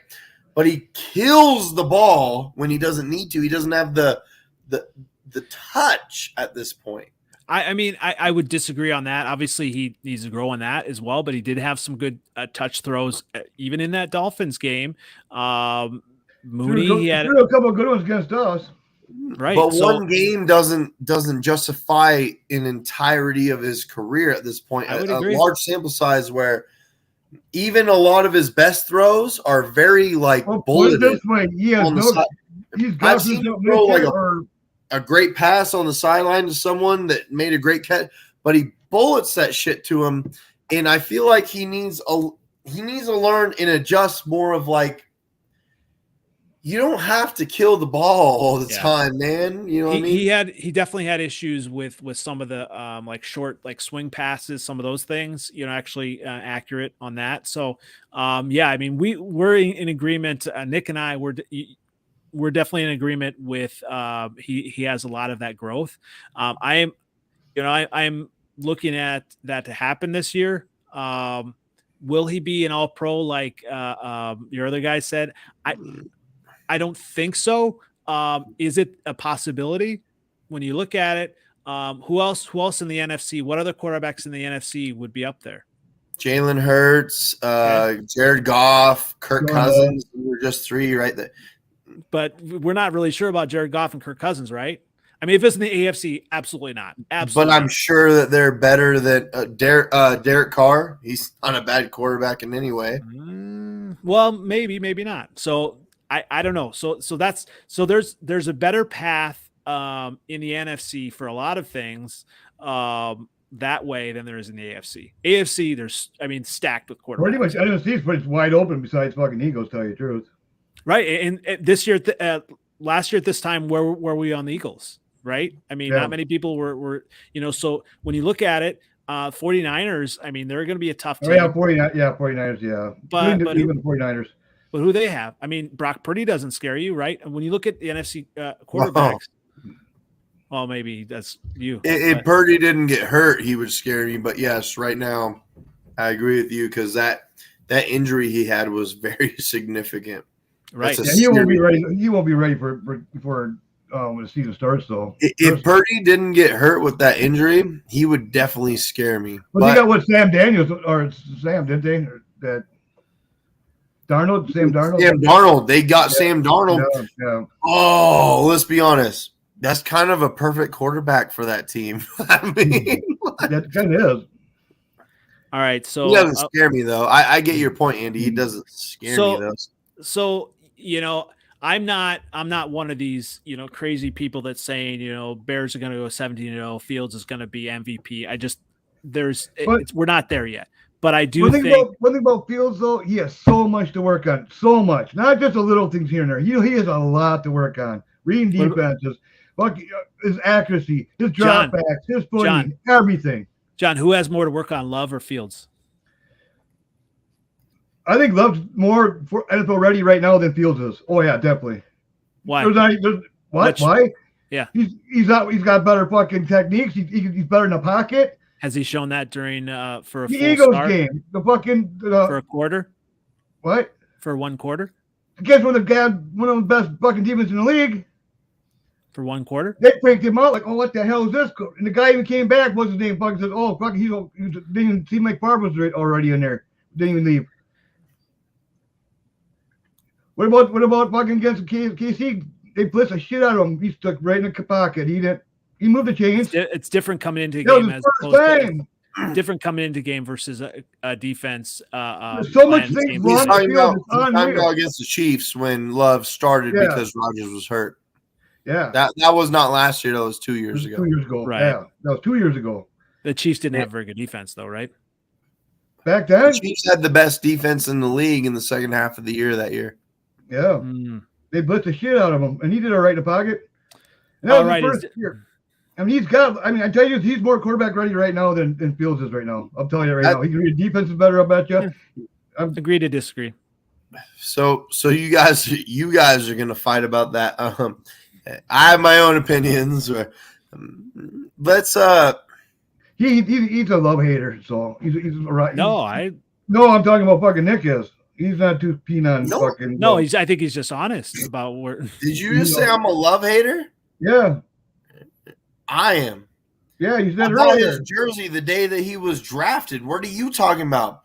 He went to Utah State. I live right next to Utah State. What are you talking about? I fucking ran around my whole house yelling at my wife that we just got the quarterback that I wanted to play for us. What are you talking? You want me to bring my wife up so she can prove me wrong? Did you say that I'm a that love hater? You didn't love that fucking pick. I bought a Jordan else Love then. jersey. I'm not talking about a fake one from the NFL shop the second he was fucking drafted. What are you talking about? I'm a Jordan Love hater. You want me to bring my wife in right now? Tell you the story of how I be around the whole house going, Jordan Love is our next great quarterback. Bro, if he thinks that Fields is fucking a good quarterback, then you are way off base. I was the biggest Jordan Love fucking supporter before anybody was. What are you talking about? I need my popcorn for this. This is exciting. No, exciting is you guys both you guys actually think Fields is fucking good. Now, let's talk about this. Hold on. He's a Jordan Love hater. Hey, come here. Let's talk about this. Oh man. I can't wait for this story to come out. Come on. Shit. Come on.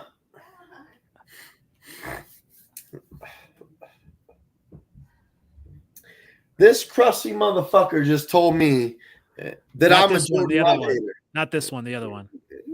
He's a Jordan Love hater. He said I'm a Jordan Love hater. Tell the story real quick. Get on the camera here.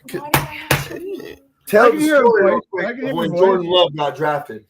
Because he's saying I'm a Jordan Love hater. Tell the story of what happened when Jordan Love got drafted for the Green Bay Packers.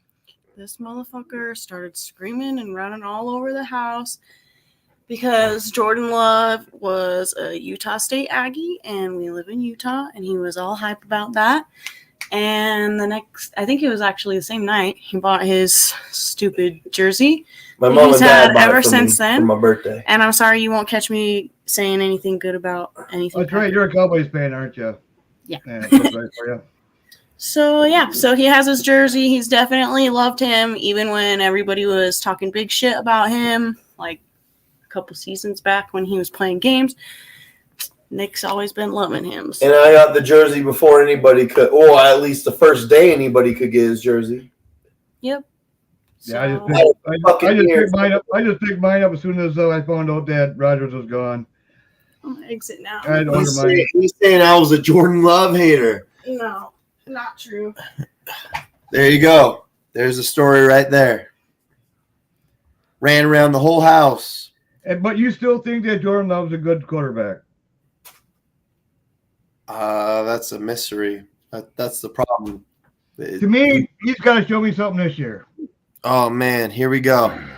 Russell, I'm sorry that I rattled you that one night. I didn't know that was not an open mic and you guys were doing your draft. Sorry.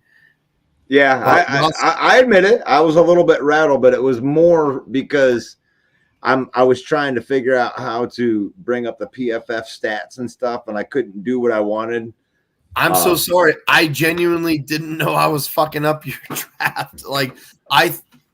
Anyways, this is Russell Wayne. It's all good.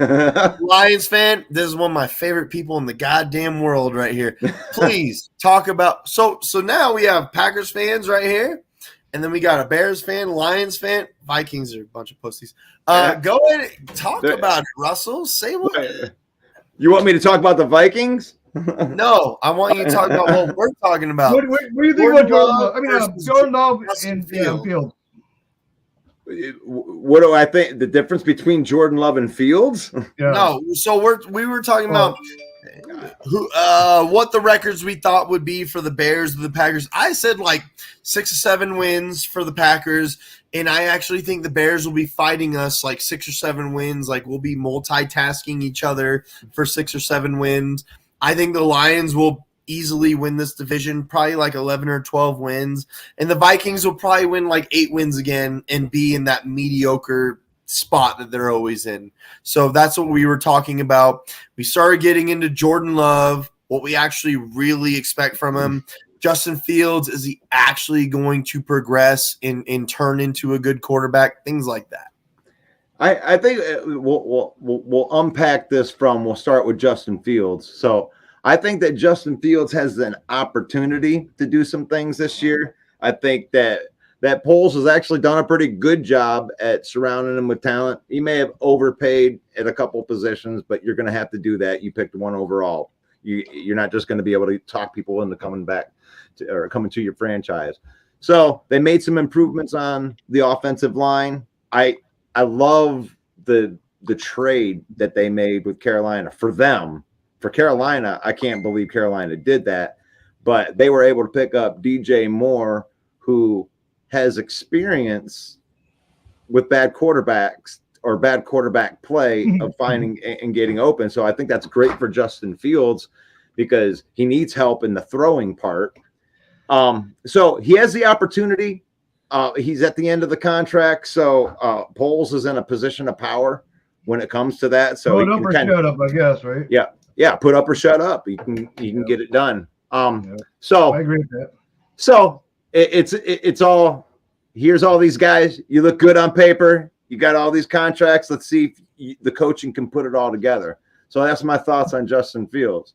Then we move to the Minnesota Vikings, who I don't know. They're still, they're in, witness protection right now because we haven't seen anything. They keep on having cuts and they're getting worse. Heard they're trying to trade Cousins, Hunter. I mean, pretty much they're trading everybody or something. So here's my question to Minnesota Viking fans, since they're not courageous enough to come onto the show, is how are you going to pay $7 million a year to a blocking tight end when you just traded a 2nd and 3rd round pick for a tight end? So there's your move. So you've done that. And then you decided to get rid of Patrick Peterson, who had an 80 overall PFF grade. He was your best defender last year. And you bring you bring in Byron Murphy, who did not play very well last year. And you're hoping, because he's younger, that he's going to be good. Davenport hasn't done anything. The guy can't stay on the field either. So the Vikings just got worse and worse and worse, and they don't want to re-sign Cousins long term. So they got all these questions. Dalvin Cook, they're gonna have to repay. They got to re-up Jefferson here in a minute. So they're kind of in this influx. They're just gonna have to deal with their past sins of going all in. I think a rebuild coming after this season. I think rebuild's coming after Kirk Cousins gone, and they got to get rid of some of their older players on defense, especially. Well, they've been trimming it down, but they still going to get younger. So the Lions or the Vikings and the Packers will be rebuilding. Definitely. No, why would the Packers be rebuilding? Well, our defense is pretty damn young, and they're all paid up for 3-4 years yet. We got all that covered for 3-4 years. We're gonna have a hell of a good defense. What? Well, I mean, a lot of it hinges on what Love does. I mean, I'm not gonna exactly. I wouldn't go up here. I was going to get to the Packers next. I'm not going to be one of these people that are going to say, hey, Jordan Love is going to be awful. I don't know what he's going to be because he hasn't done anything yet. He's been out there for a couple of games. He's looked pretty good when he has been out there. So, but to me, if you're a Packer fan, I want to caution you, because if you're expecting him to be Aaron Rodgers, don't say no one expects him to be. I deal with these people all day long. John Dorn, all of them that have these high expectations for Jordan Love, like he's just going to step in and it's just nothing's going to change. John is actually one of those. John is one of those, by the way. He's going to have growing pains. How are they? Here's the thing: if he's average, why can't they? Their defense is keep him in there, and we got good special teams. We got to score points on offense. How can why can't we? Why can't we? Like I said, we still got a hell of a good running team. Still got offensive line. He can still swing the ball pretty damn good. All he has to do is take care of the ball. That's basically all he has to do. How are they going to improve from an 8-9 team losing Rodgers? Easily. Easily. Rodgers had horrible. He was throwing interceptions. He was off. The whole team offense was off. I mean, for the whole year. I mean, so what do you think? You think Jordan Love is going to do that better this year? Why not? He's more mobile. He's got a more accurate arm right now. Why not? Is he experienced? I mean, experienced. I don't know. Jerry Lambert says I don't know. All last year during the year, he was running with the ones. When Rodgers on side he's all hurt, he's still running with the ones. Game experience. That's the one thing that matters. Yeah. He had some season game experience. And here's the thing: you go up and down, but not enough to fucking where we're not going to start losing out of games or nothing. Hey, I'm one of the people, from a Lion perspective, seeing Rodgers hightail it out of the division. I'm happy with that. I'm happy. You're not taking a quarterback and just throwing him out there to the wolves like you guys do. You know what I mean? Like the Bears do. You threw fucking fields out there to the wolves. You know what I mean? It's like we don't do that. Aaron Rodgers covered up a lot of bad offensive line play. If you look at those overall grades that they had, Bakhtiari is really your only competent lineman that you have. So if he's average, if Jordan Love is average, you're going to win 5 games. If he's below, hold on. Russell's my new best friend here. I love it. Bakhtiari's our only competent lineman. Is that what you said? Yeah. So Elton Jenkins, he just doesn't exist anymore. Who's one of the best linemen and in I use PFF, brother. I'm not. I don't kill the messenger here. I didn't make single position. Elton Jenkins can play all 5 positions, and like at an elite level too. Where's his elite? When has he been elite? So not last year. The year before that, he played all 5 positions.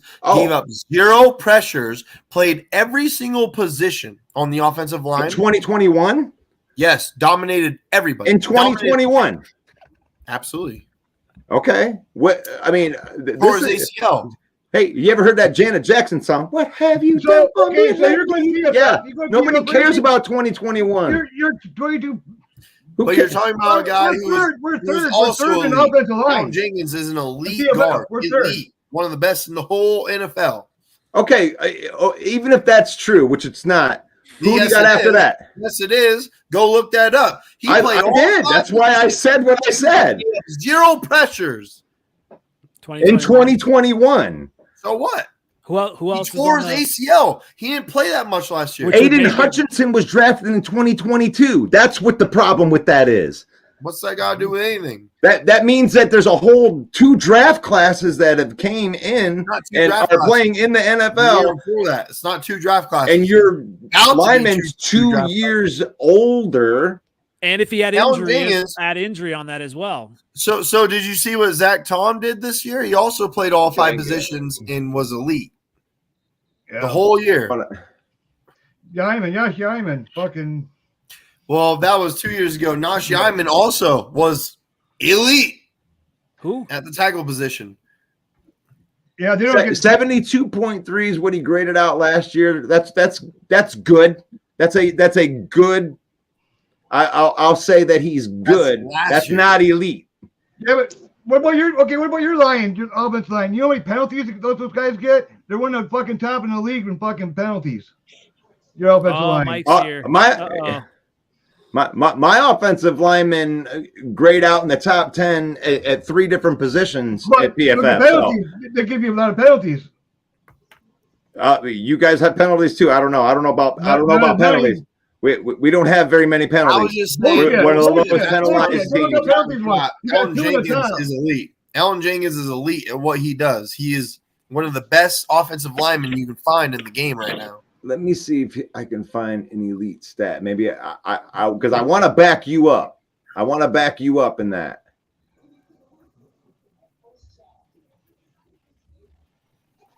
Go ahead, Mike. Yeah, go ahead. Oh no, I tuned in a little bit ago. I was just busy at the store and shit. Nick, how long have you known me, man? A while, right? Since yesterday? A lot longer than that. But no, you said something earlier about Roquan Smith. You didn't understand it. How many times we got to tell you? Last year at the beginning of the year, about Roquan Smith, and I didn't understand it. Okay. That you were talking to what's his name down here on the bottom left? He's a Bear fan. I didn't know he was a Bear fan, but bear down, bud. Bear down. But he wanted $20 million a year. Poles didn't want to pay that. They gave him his final offer. My bad. You paid Edwards $18 million a year to be worse. You never listen, Nick. You never listen. What's listening on your mouth? Can I talk? Can I talk? $20 million a year, and you paid Edmonds $18 million a year to be much worse. My bad. We got Edmonds, we got TJ Edwards and Sanborn cheaper than $20 million. What Roquan Smith got. They offered him money at the beginning of not this year, last year. They couldn't come to agreement. So why would we hold on to a guy and just let him go for free? There you go, running your mouth. Every time you jump on my show, I'm never letting you fucking say a fucking word at all. I promise you. That's because I'm not on your show. You won't come on the show. You won't, right? Why is that? It's very true. I want more people to watch what I say. But like I was saying, why would we let go rid of Roquan Smith for free and not get something for him? We got a second rounder and a 4th rounder. When you let go of someone, it's for free? Whoa! We traded. It's called a trade, Nick. But you just said for free.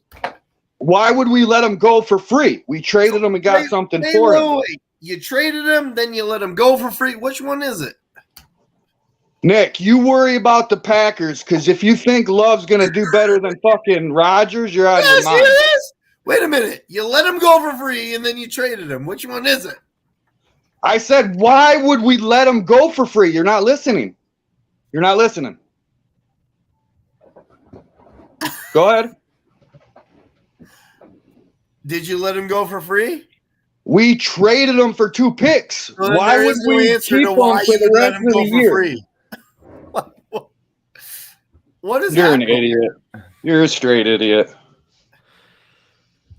I'm sorry, but did you guys hear that? Did you trade him? Yes or no? We traded him for 2 picks. So you're asking me why would you let him go for free? How could I? You're not listening. No, you're saying why would we let him go? Okay, why would we let him go?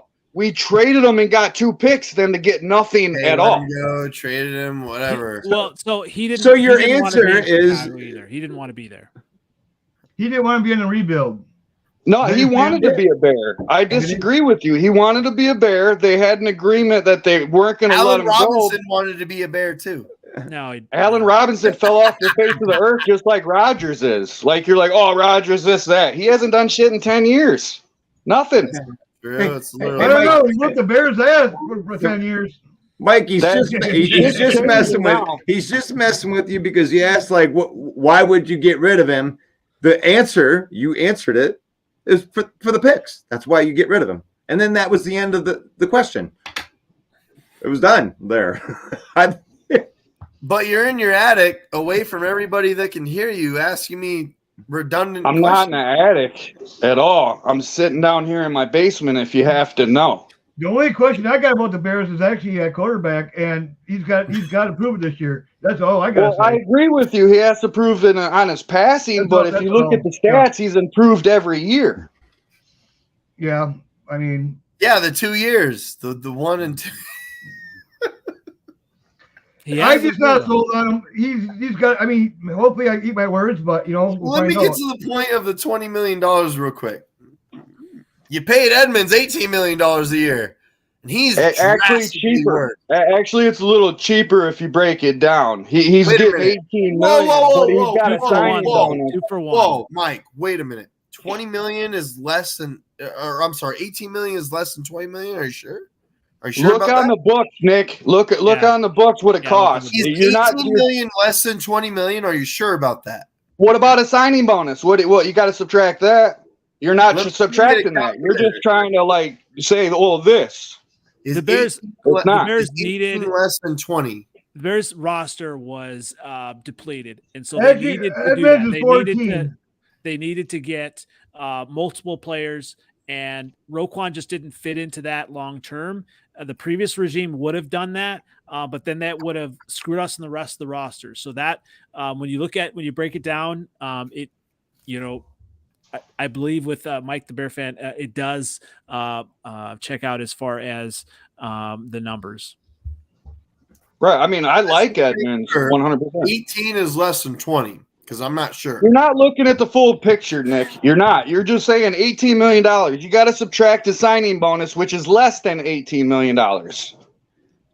Hey, Mike, can I'm gonna compliment you, and on the other side of it, I get why. So the inside linebacker, no one's ever paid that out. I understand that, but they got a good deal on TJ Edwards. TJ Edwards, that was for how well he played last year in Philadelphia.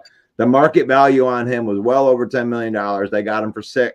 That was a good deal. Sanborn, he's on a rookie deal. So now they have their whole linebacker core locked up for the same price that Roquan would have cost by himself.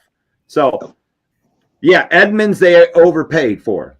But as a whole, it was pretty good, I think. He got overpaid a little bit, don't get me wrong, but as a bunch, mid-level talent. The Bears love having mid-level talent. But you're paying $50 million for someone that going down, but that's okay, right? Well, you mean a guy that won a Super Bowl and 4 MVPs? 10 years ago. 10 years ago. He won 4 MVPs 10 years ago? I said Super Bowl. Well, Nick, what do you think of the Bears offseason for everything that they brought in? They did bring in a lot of. It's the epitome of mid. It's mid-level. A lot of depth. A lot of depth. You're like, a lot of better. And you're like, yeah. How could you not get better? You're the worst roster in the whole league. How could you, dude? You could pick up fucking Lazard for $44 million and go, we got better. Yeah, of course you did. Your team is fucking terrible. We paid $95 million to players last year that didn't play. We had to unload so we can fucking basically rebuild, and that's what we're doing. You had the worst roster in the whole NFL. Not anymore. It's possible that you didn't get better. You could have picked up Alex Caruso from the Chicago Bulls and got better. Like, your team was that bad. But they did. The moves that Poles made, they're mid moves. They didn't. To your question, though, Russell, is they were mid moves, mid-tier moves. You didn't get anybody that changed the needle in any way. What about DJ Moore? Okay, I disagree. We got DJ Moore, Edmonds, that's only 24 years old, that's been in the league for 4 or 5 years, that's never had a less than 100 tackles in a year. Yeah, that's mid-range. Yeah, sure. That is mid-range. It's not. Roquan Smith almost did everything that both your linebackers put together. So not true. Yes, TJ Edwards had 100 tackles too. That's nobody over even 200 knows who tackles TJ in 2 Edwards guys. is. Nobody even knows who that guy is. Edmonds, he's decent, but you overpaid a shitload for that guy. Well, $18 million a year. I disagree. I disagree with nobody knows who TJ. I think a lot of people know who TJ Edwards is. I know exactly who TJ That's Edwards weird is. because I looked at all the articles and all the Twitter and everything when he got signed, and everyone went, "Who? Who the fuck did we just sign?" Well, then those people are idiots. I'm sorry, but that guy was the second-rated linebacker on the PFF top 100 list. He's the. Do you know how many people go on PFF? That's not a lot. The smart people do, the ones that actually know about football. I disagree. PFF is actually. They've been proven wrong. They've been proven wrong so many fucking times about PFF. It hasn't been proven wrong. It gives you a fucking mark, and that's about it. PFF is a horrible measure of football. Yeah. It's not a horrible measure of football. It's not a horrible measure of football. Yes, it is. No, it's not. It's a measure of football. It's a terrible measure of football. It's a measure of football. It's better than going, I don't know who that guy is. The guy played he played on a Super Bowl. He started on a Super Bowl and you don't know who he is? And you have your own show? Are you serious? Okay, so you're not serious, are you? Is Quay Walker a starter for the Packers? He is. No, he's not actually. He's actually not. Campbell is. So just like TJ Edwards actually wasn't technically a starter for the Eagles, he was one of their other linebackers that played a lot.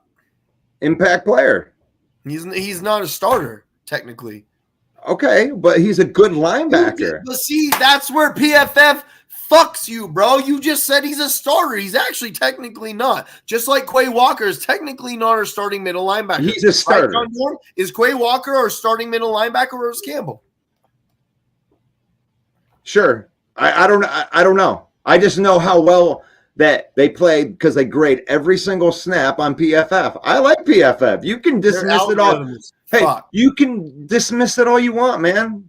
You guys certainly love it when it works in your favor for your team. Not true at all. Oh my God. I never use PFF. Okay.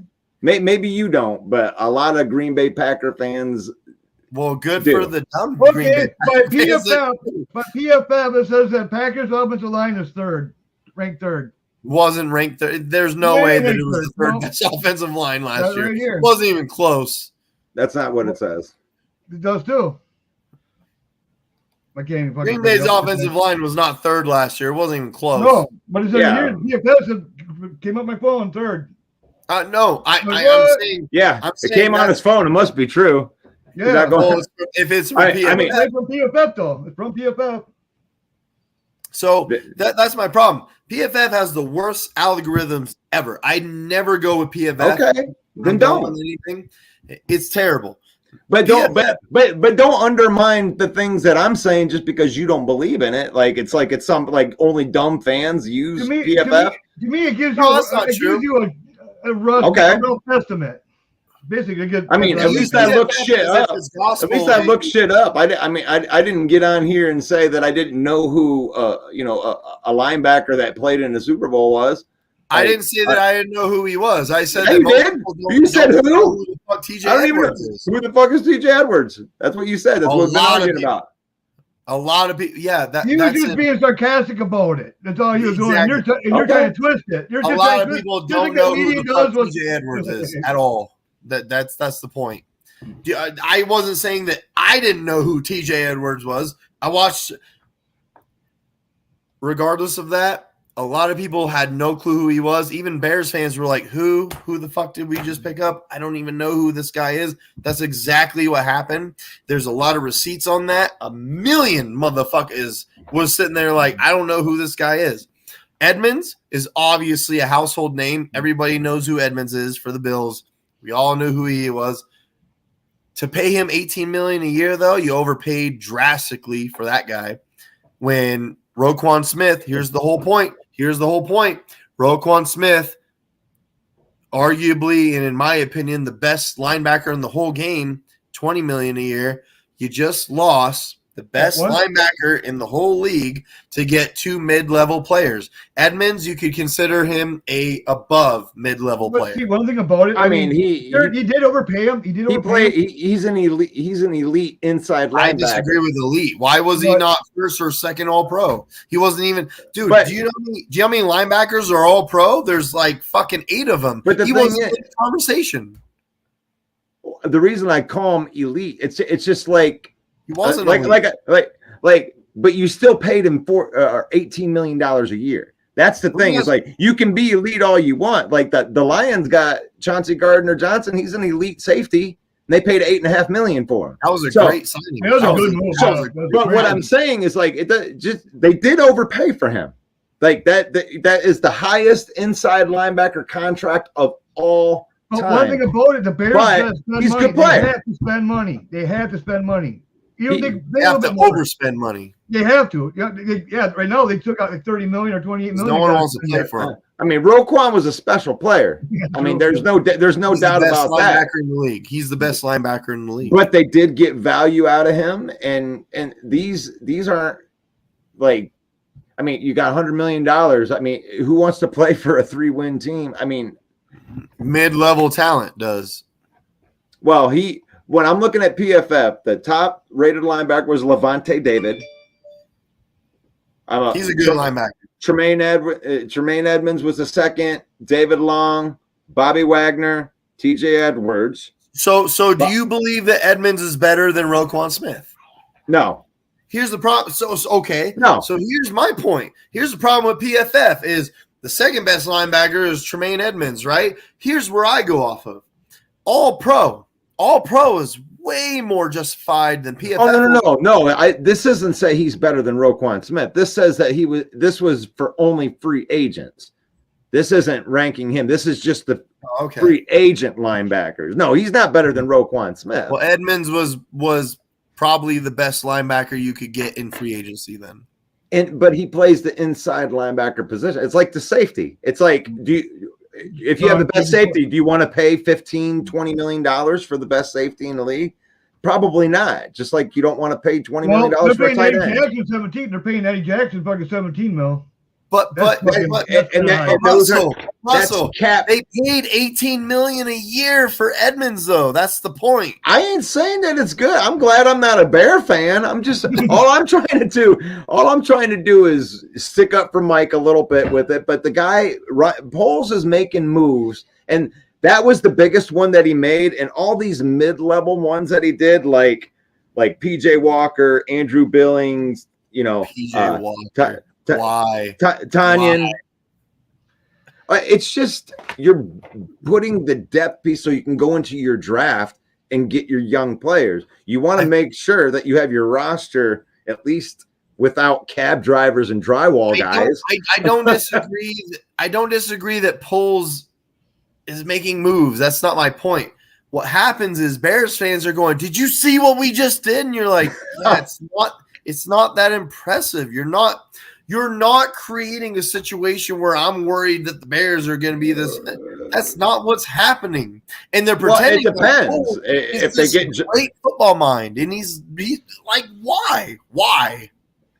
But it's like you never know how these guys are going to gel. They have to get all these guys. Maybe it looks good on paper. Any team. It looks good on paper.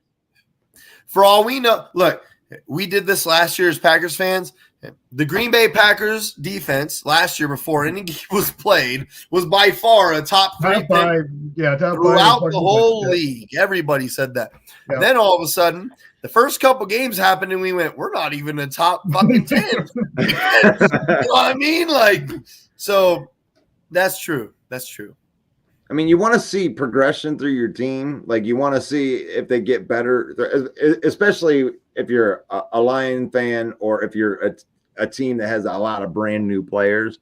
You want to see your rookies go through the progression and hopefully become good players. And that's what Chicago's hoping for. They're on a wing and a prayer right now. They're hoping that these guys are good. Yeah. That's why I'm glad. I feel like there's a drastic difference between Green Bay and the Bears where, like you said, the Bears are on a wing and a prayer right now. They're full blown going into the abyss, diving into it, and just hoping the best. Whereas I feel like Green Bay, let's say that Love doesn't work out and we just fucking suck for 20 years. At least in this moment right now, there is a formula that we are sticking with. There is a roster that we feel like is comparable. There's parts of, like, we feel like that this is going to work again. We're doing the same things that we did previously, and which has succeeded, and we're thinking that this is how we're going to succeed again, right? At least that's the formula. Whereas the Bears, like you said, they're just diving in head first and not knowing what's going to happen. Maybe we don't know what Poles is. I mean, Poles is new, so we have no idea. Maybe he is building a championship roster. We don't know anything about it. At least we have a formula that we believe in, and we're doing it, and it's succeeding. Okay, and Nick, what they're doing, we don't know what the fuck they're doing at this point. Okay, during the week here, we brought in Hooker, right, quarterback.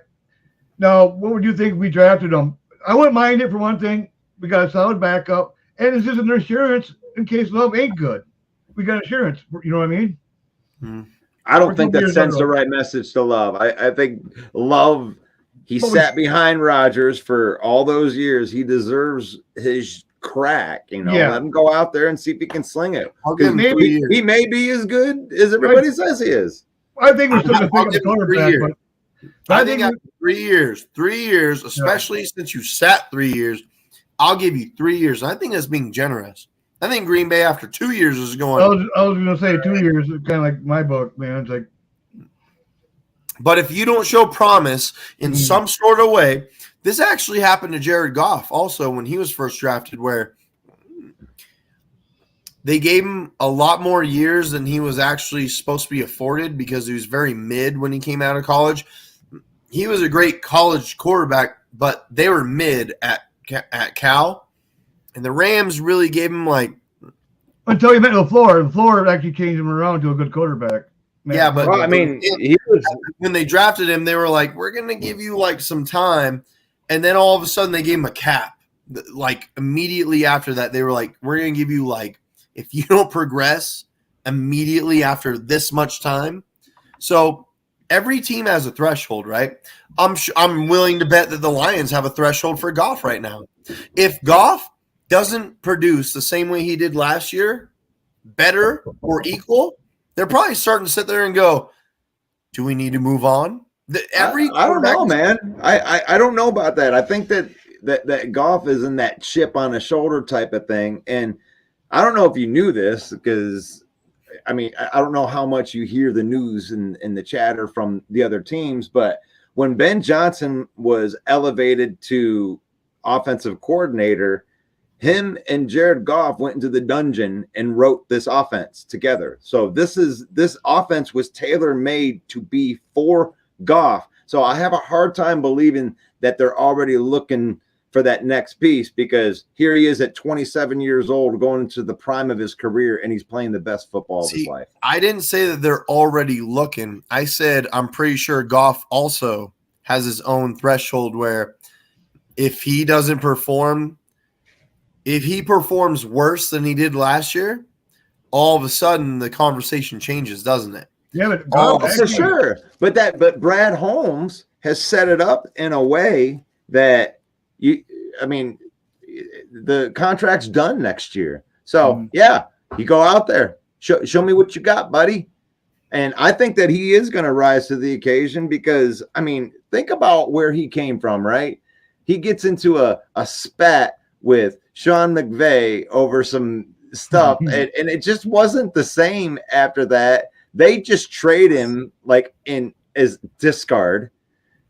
You're back. The guy they trade you for wins the Super Bowl with your team. And then you're just supposed to be how headstrong does Jared Goff have to be to not only overcome that, but to actually come in and finish the season the way that he did and make a lot of people think twice here about Matt Stafford, who I never thought I'd hear it this quickly. People are just done.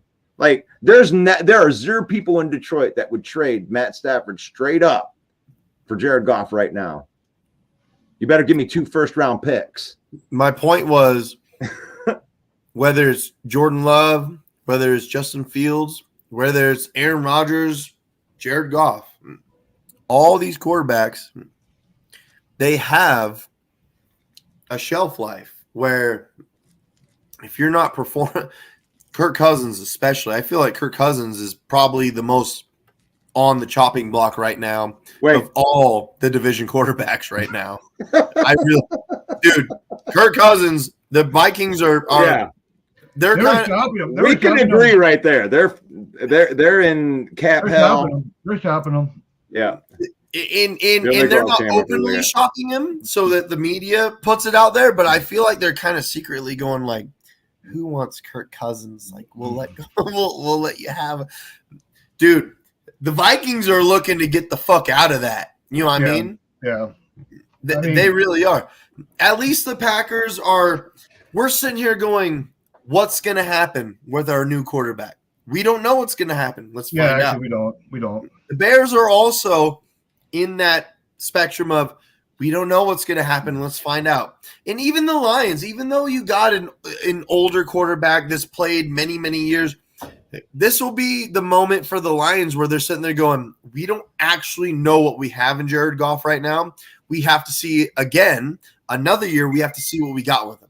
So I think the play better on the road. He's got to play better. That's what I got to say. He did play better. I mean, he won 2 out of his last 3 road games, and he won. I think with the Vikings, they're the only team in this division right now sitting there going, yeah, I know I don't want that guy as our quarterback. I know what we're getting from him. Like that's kind of what they're doing right now. You know what I mean? Yeah, I mean, I'm with Goff, I think that it's still an unknown with Goff. He's still an unknown with you guys. I think that he's in the position that Brad Holmes has put him in the position to either succeed or fail. Like, absolutely. I mean, the sky is the limit. I think you guys and Jared Goff, let's be honest, you're in the fucking driver's seat right now. Now, here's where it gets murky, though. Here's where it gets murky, though. Because you guys are currently in the driver's seat with Jared Goff, we have to actually see what happens while you're in the driver's seat. See what I'm saying?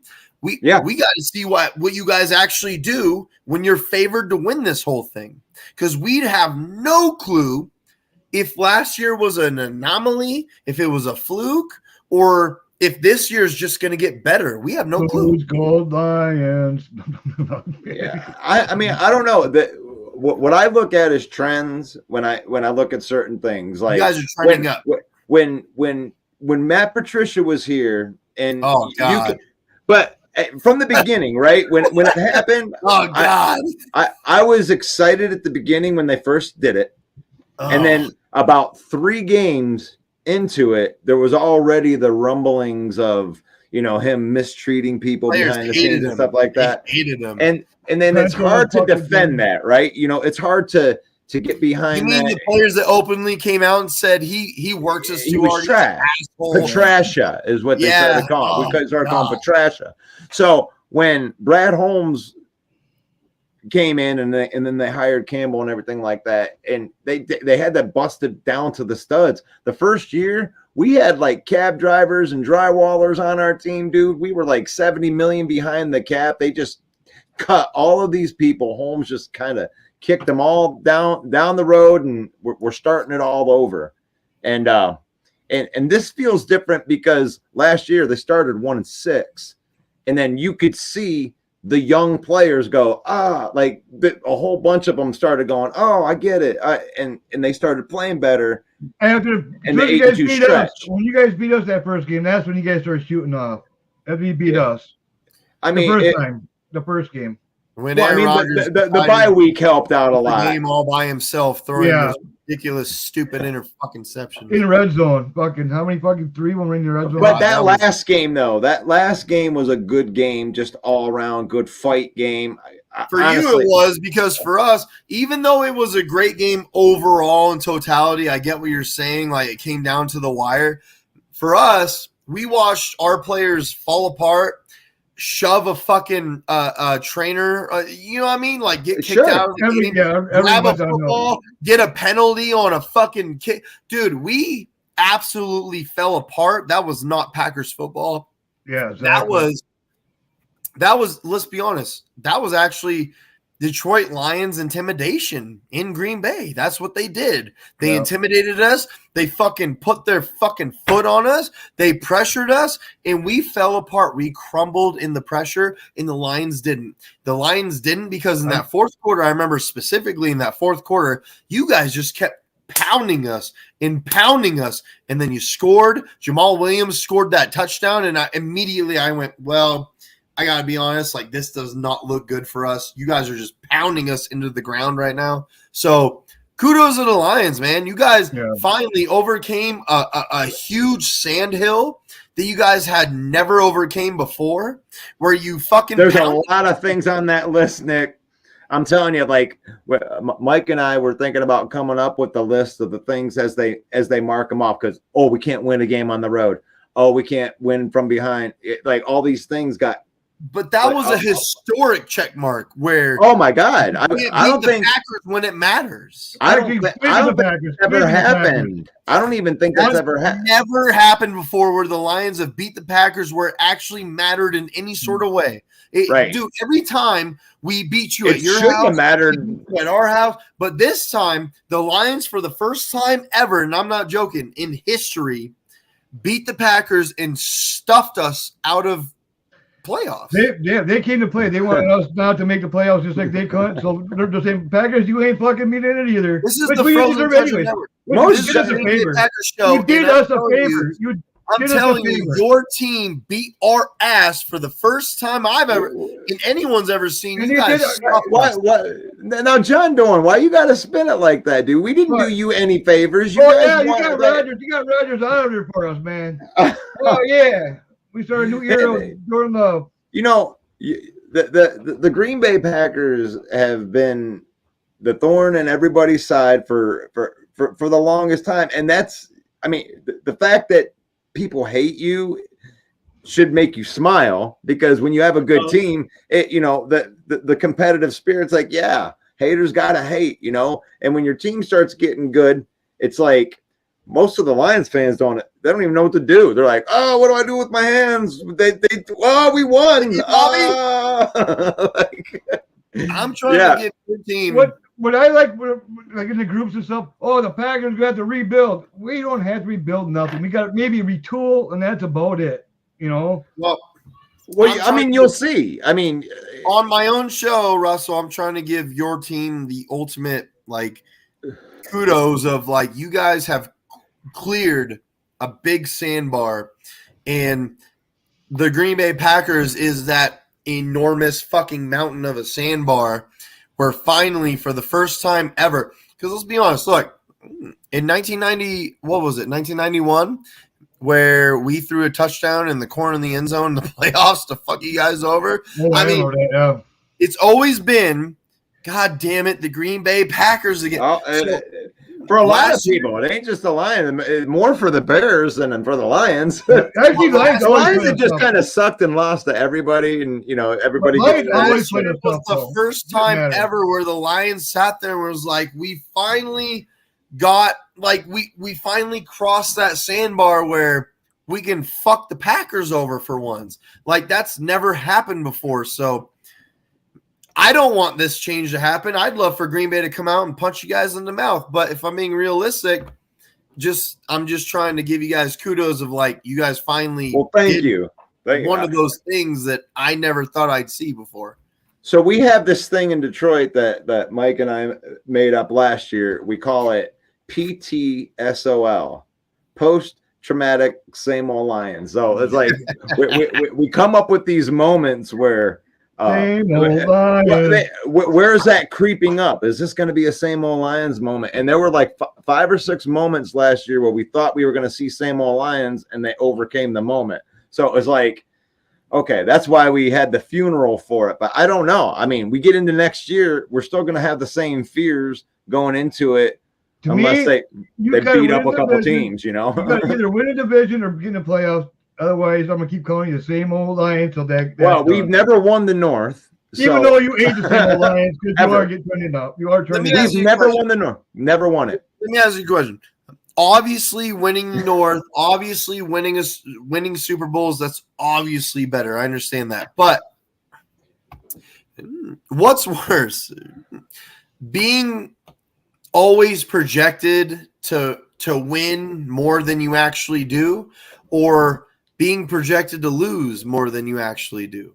Because for us, we have the absolute biggest fucking fear every year of like, we're gonna get there and we're just gonna fall short again. Like that's a horrible feeling. Could you imagine all the way there? Could you imagine being the best team and everyone in the world's going, oh, that's the best team, and then the second you get there, they go and you just fucking fall apart? That's horrible also.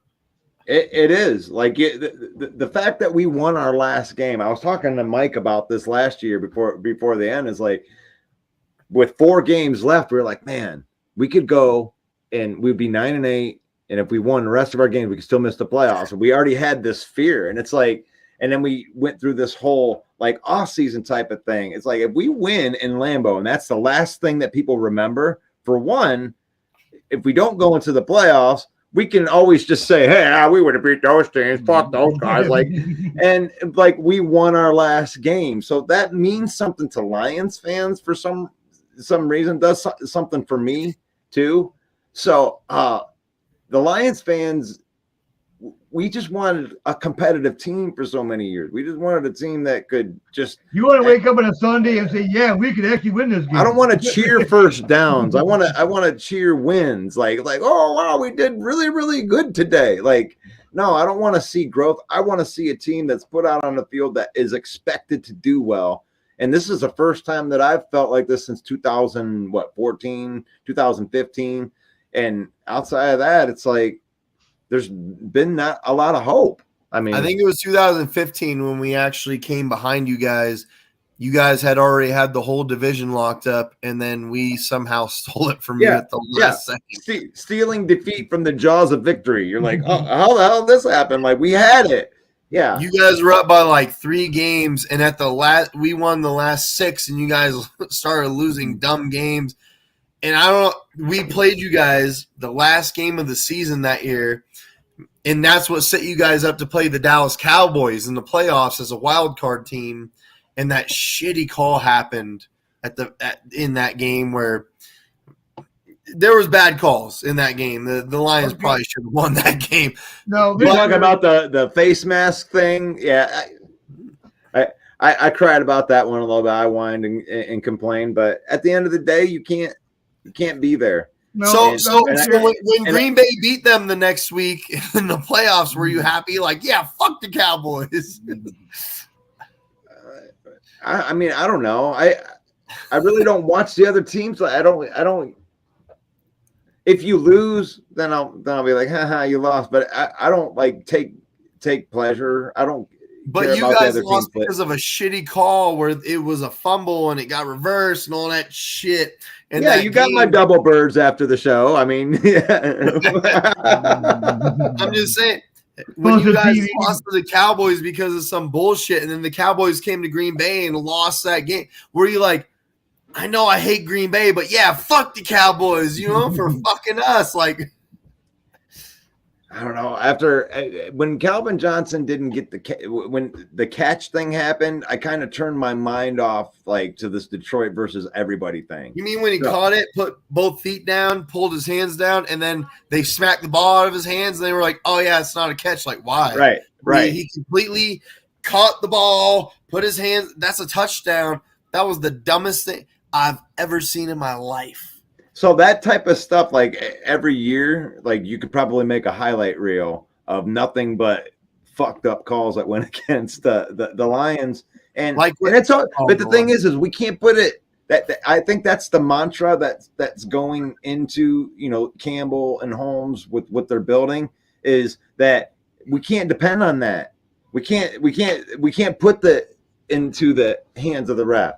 That's why it's like you want to hit that dagger. 4th down, kneel on the ball. I don't want to be messing around with none of these chances no more. We got to step on their throats and be done with the game with no drama. So I think that's why you see the cowboy in Dan Campbell, because I think that he would rather win the game rather than take a chance to not lose.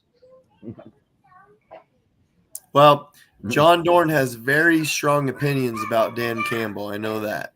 He's got to prove it to you this year. I mean, I'm not sold on him yet. You can't put a full season together. Thank God for Ben Johnson. I'm serious, man. I mean, Ben Johnson is actually what runs that offense, man. Makes that offense click. Well, Aaron Glenn deserves a lot of credit too, because after they fired Aubrey Pleasant, we were giving up 31 points a game.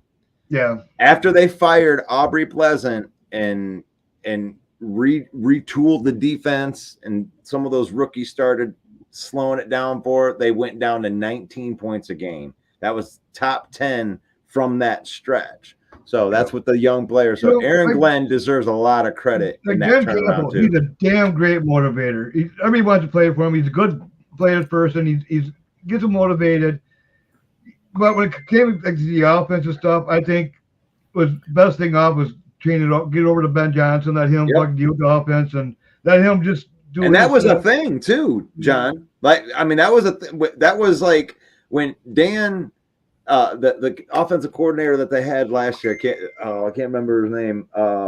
Whatever, the one that they fired from last year. Yep. Dan Campbell just kind of took over the play calling, and when they elevated Ben Johnson, they didn't give him the play calling for a minute. So when he turned those reins over, that was a big deal for Dan to like give that power to him. But I think that he has a good power structure in place that you do have to earn that next spot. Anthony Lynn, thank you, Facebook user Anthony Lynn. I want to talk about somebody real quick that me and Russell kind of argued about this person on his own show. I didn't know I was on his show. I thought it was an open mic. I accidentally fell on his show. His name is James Houston. Okay. I agree that in the small amount of time that he got to play, he was really damn good. Jesus Christ, was he good. I was making a point of emphasis where this draft is extremely edge rush heavy. And let's be honest, the Green Bay Packers are, if someone falls to us, we're going to get an edge rusher in the first round. Why not? Go get that value, bro. So I just wanted to make it clear that I wasn't saying that your edge rushers were bad in any way. That wasn't my point. My point was the Lions have a good amount of picks, and they have an early pick, earlier than ours. There are some edge rushers where I feel like if the Lions picked up an extra amazing edge rusher, because Houston wasn't technically a humongous quarterback pressure guy in college. He was more of a linebacker, where he was an outside linebacker that, yes, he rushed the quarterback. He was, but what I'm saying is if you get a defensive end type, not an outside linebacker. And I agree. And actually, if you would have stayed on after we did get the rails, you kicked me off. After we got you were behind the stage, and then you were just backstage. But we did get the thing back on, and I agreed with it. We ended up taking Tyree Wilson. I have no problem with taking pass rushers, but I didn't want you to have the illusion that there was nobody there. We re-signed Okwara and Harris, and we just drafted Pascal, and then you have Houston and Hutchinson. We have a pretty deep room. So if we do draft one, I mean, he's going to have to make the team, regardless if your name's Tyree Wilson or Cansey. It's kind of the same for us. So we have guys that can rush the pass. Also, we have how do you even do that? Like Preston Smith, we got Rashawn Gary, but we're not used to it in Detroit. Okay, having depth and shit. Okay. Now, what do you think about Lions go after like Witherspoon or something for corner? I know you guys picked up a couple corners, but you know what I mean. You only got one for 1 year, and they picked up a safety. They picked up a really good safety. Yeah. Oh yeah. So I'll say this. I'll say this. Brad Holmes set up the team to where if we didn't draft at all, then I think this is a 10-win team with the roster as it's built.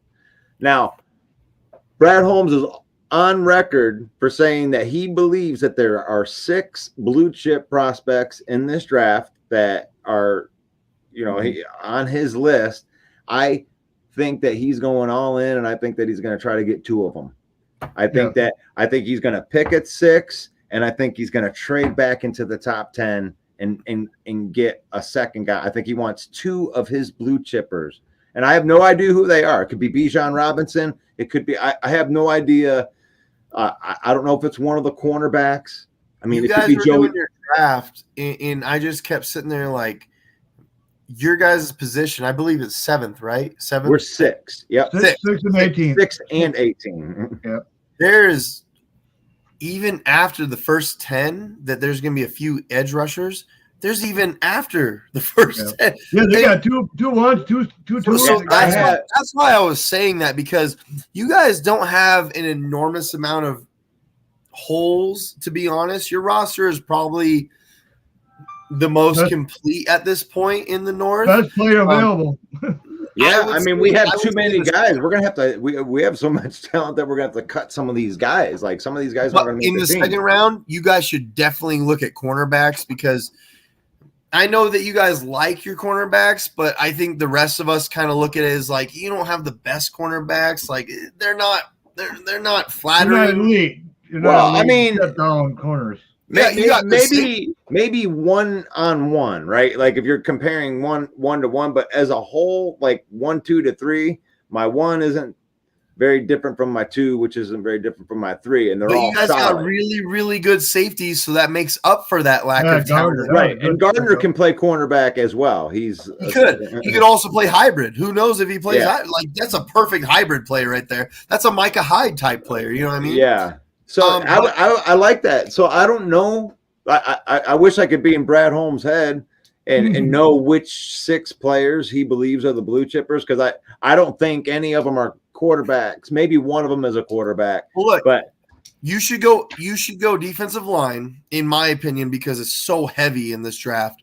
With your first pick, with your second pick, because you have another first round pick, right? You have 2 first round. You should probably go tight end. This is tight end heavy.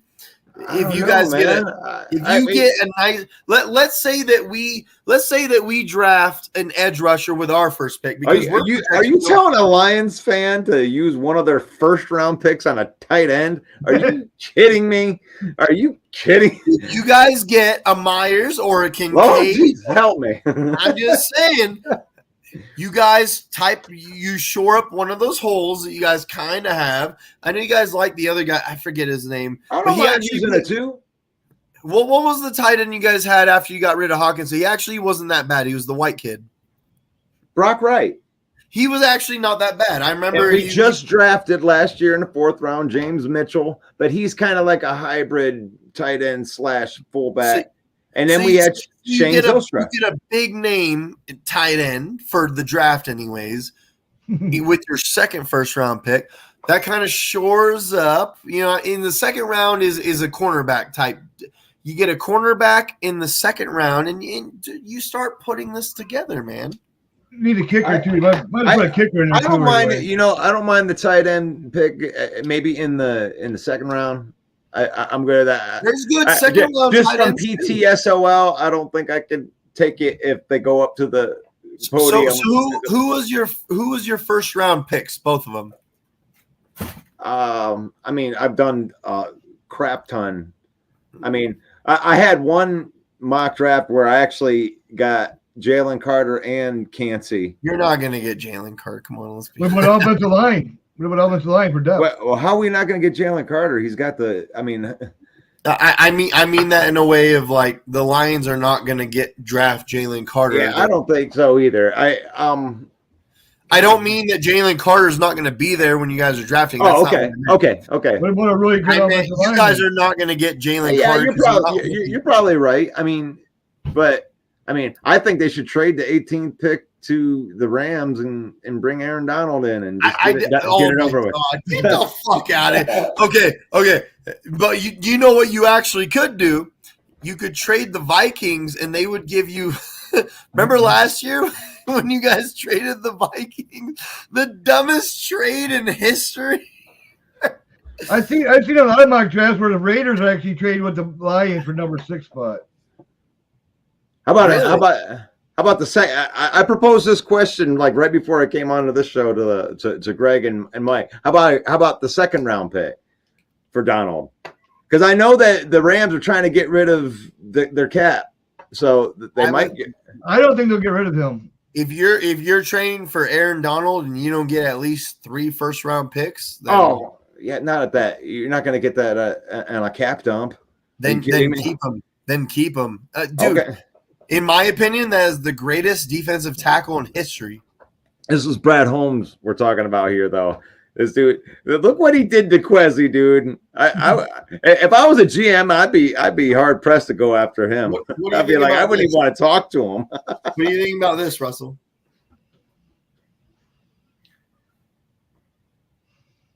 I don't mind Witherspoon. He played with Kirby Joseph that we just drafted in the 3rd round. I like that pick. I have no problem with them drafting Devin Witherspoon at 6. Other than against Aaron Rodgers, do you think that Kirby Joseph is really good? Because it seems like he was kind of mid most of the year, but there was times where he flashed that he looked really great. So what do you actually expect from that guy?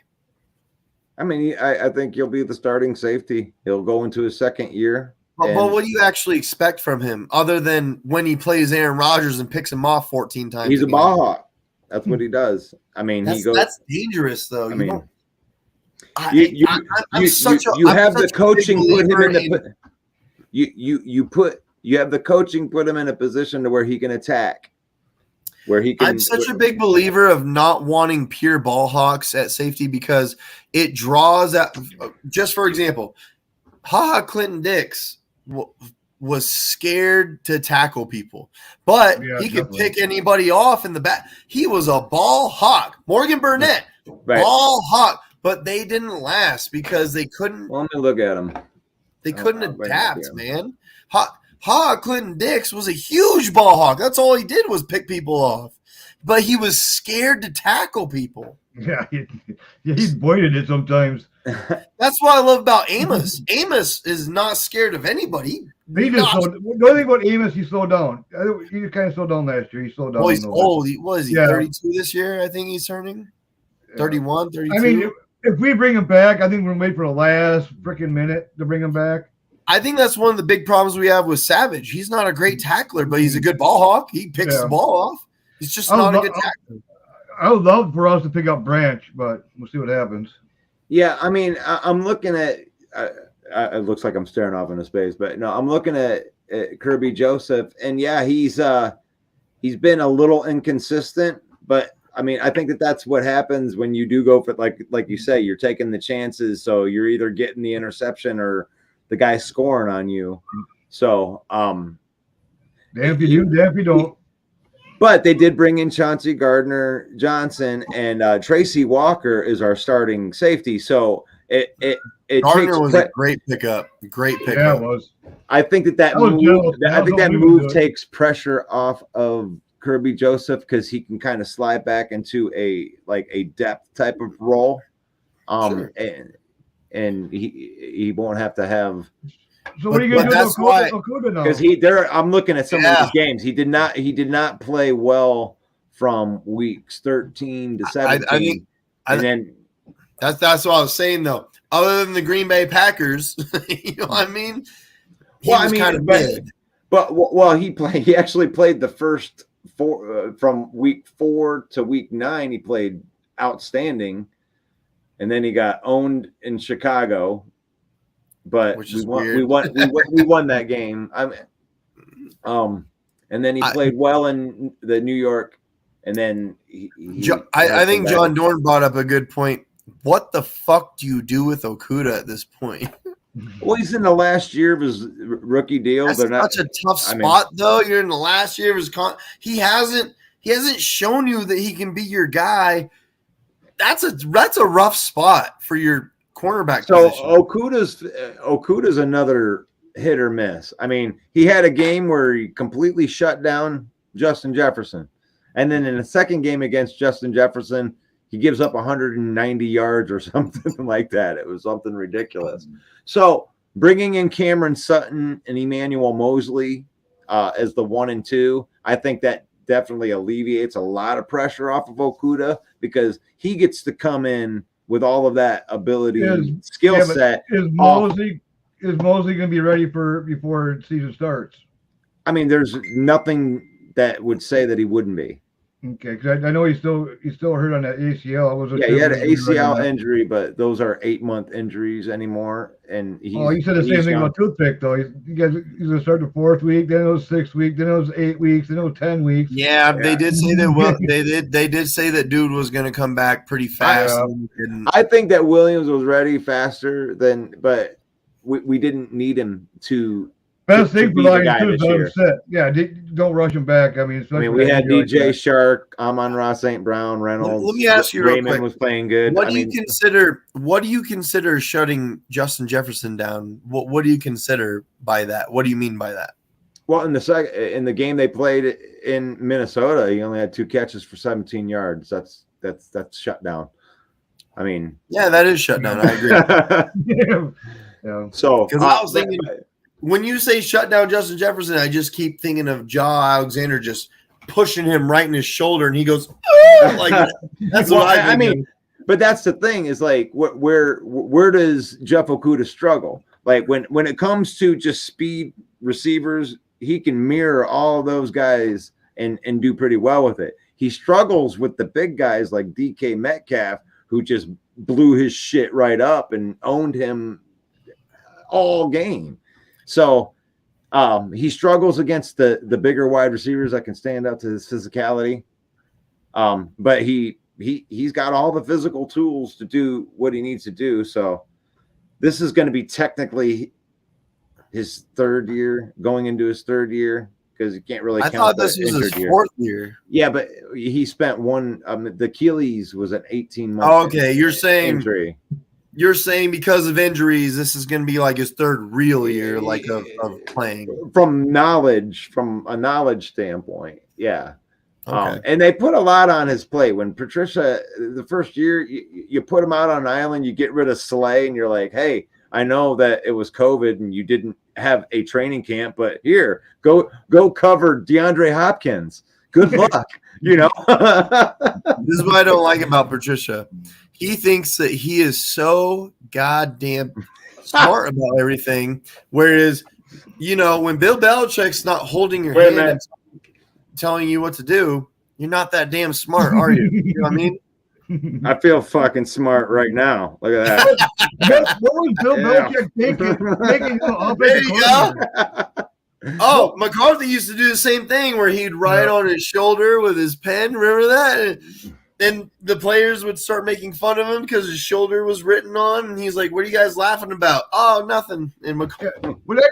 He went back to the Patriots and became an offensive coordinator. It's like, aren't you a defensive minded coach? He's like, what the hell? That's because Bill Belichick gave him a job. He didn't land a job. He gave him a job. Yeah. Main event Mike the other day, he's like, oh, I remember the last time I heard Bill Belichick when I could quote Bill Belichick when he would say, you remember when he said that?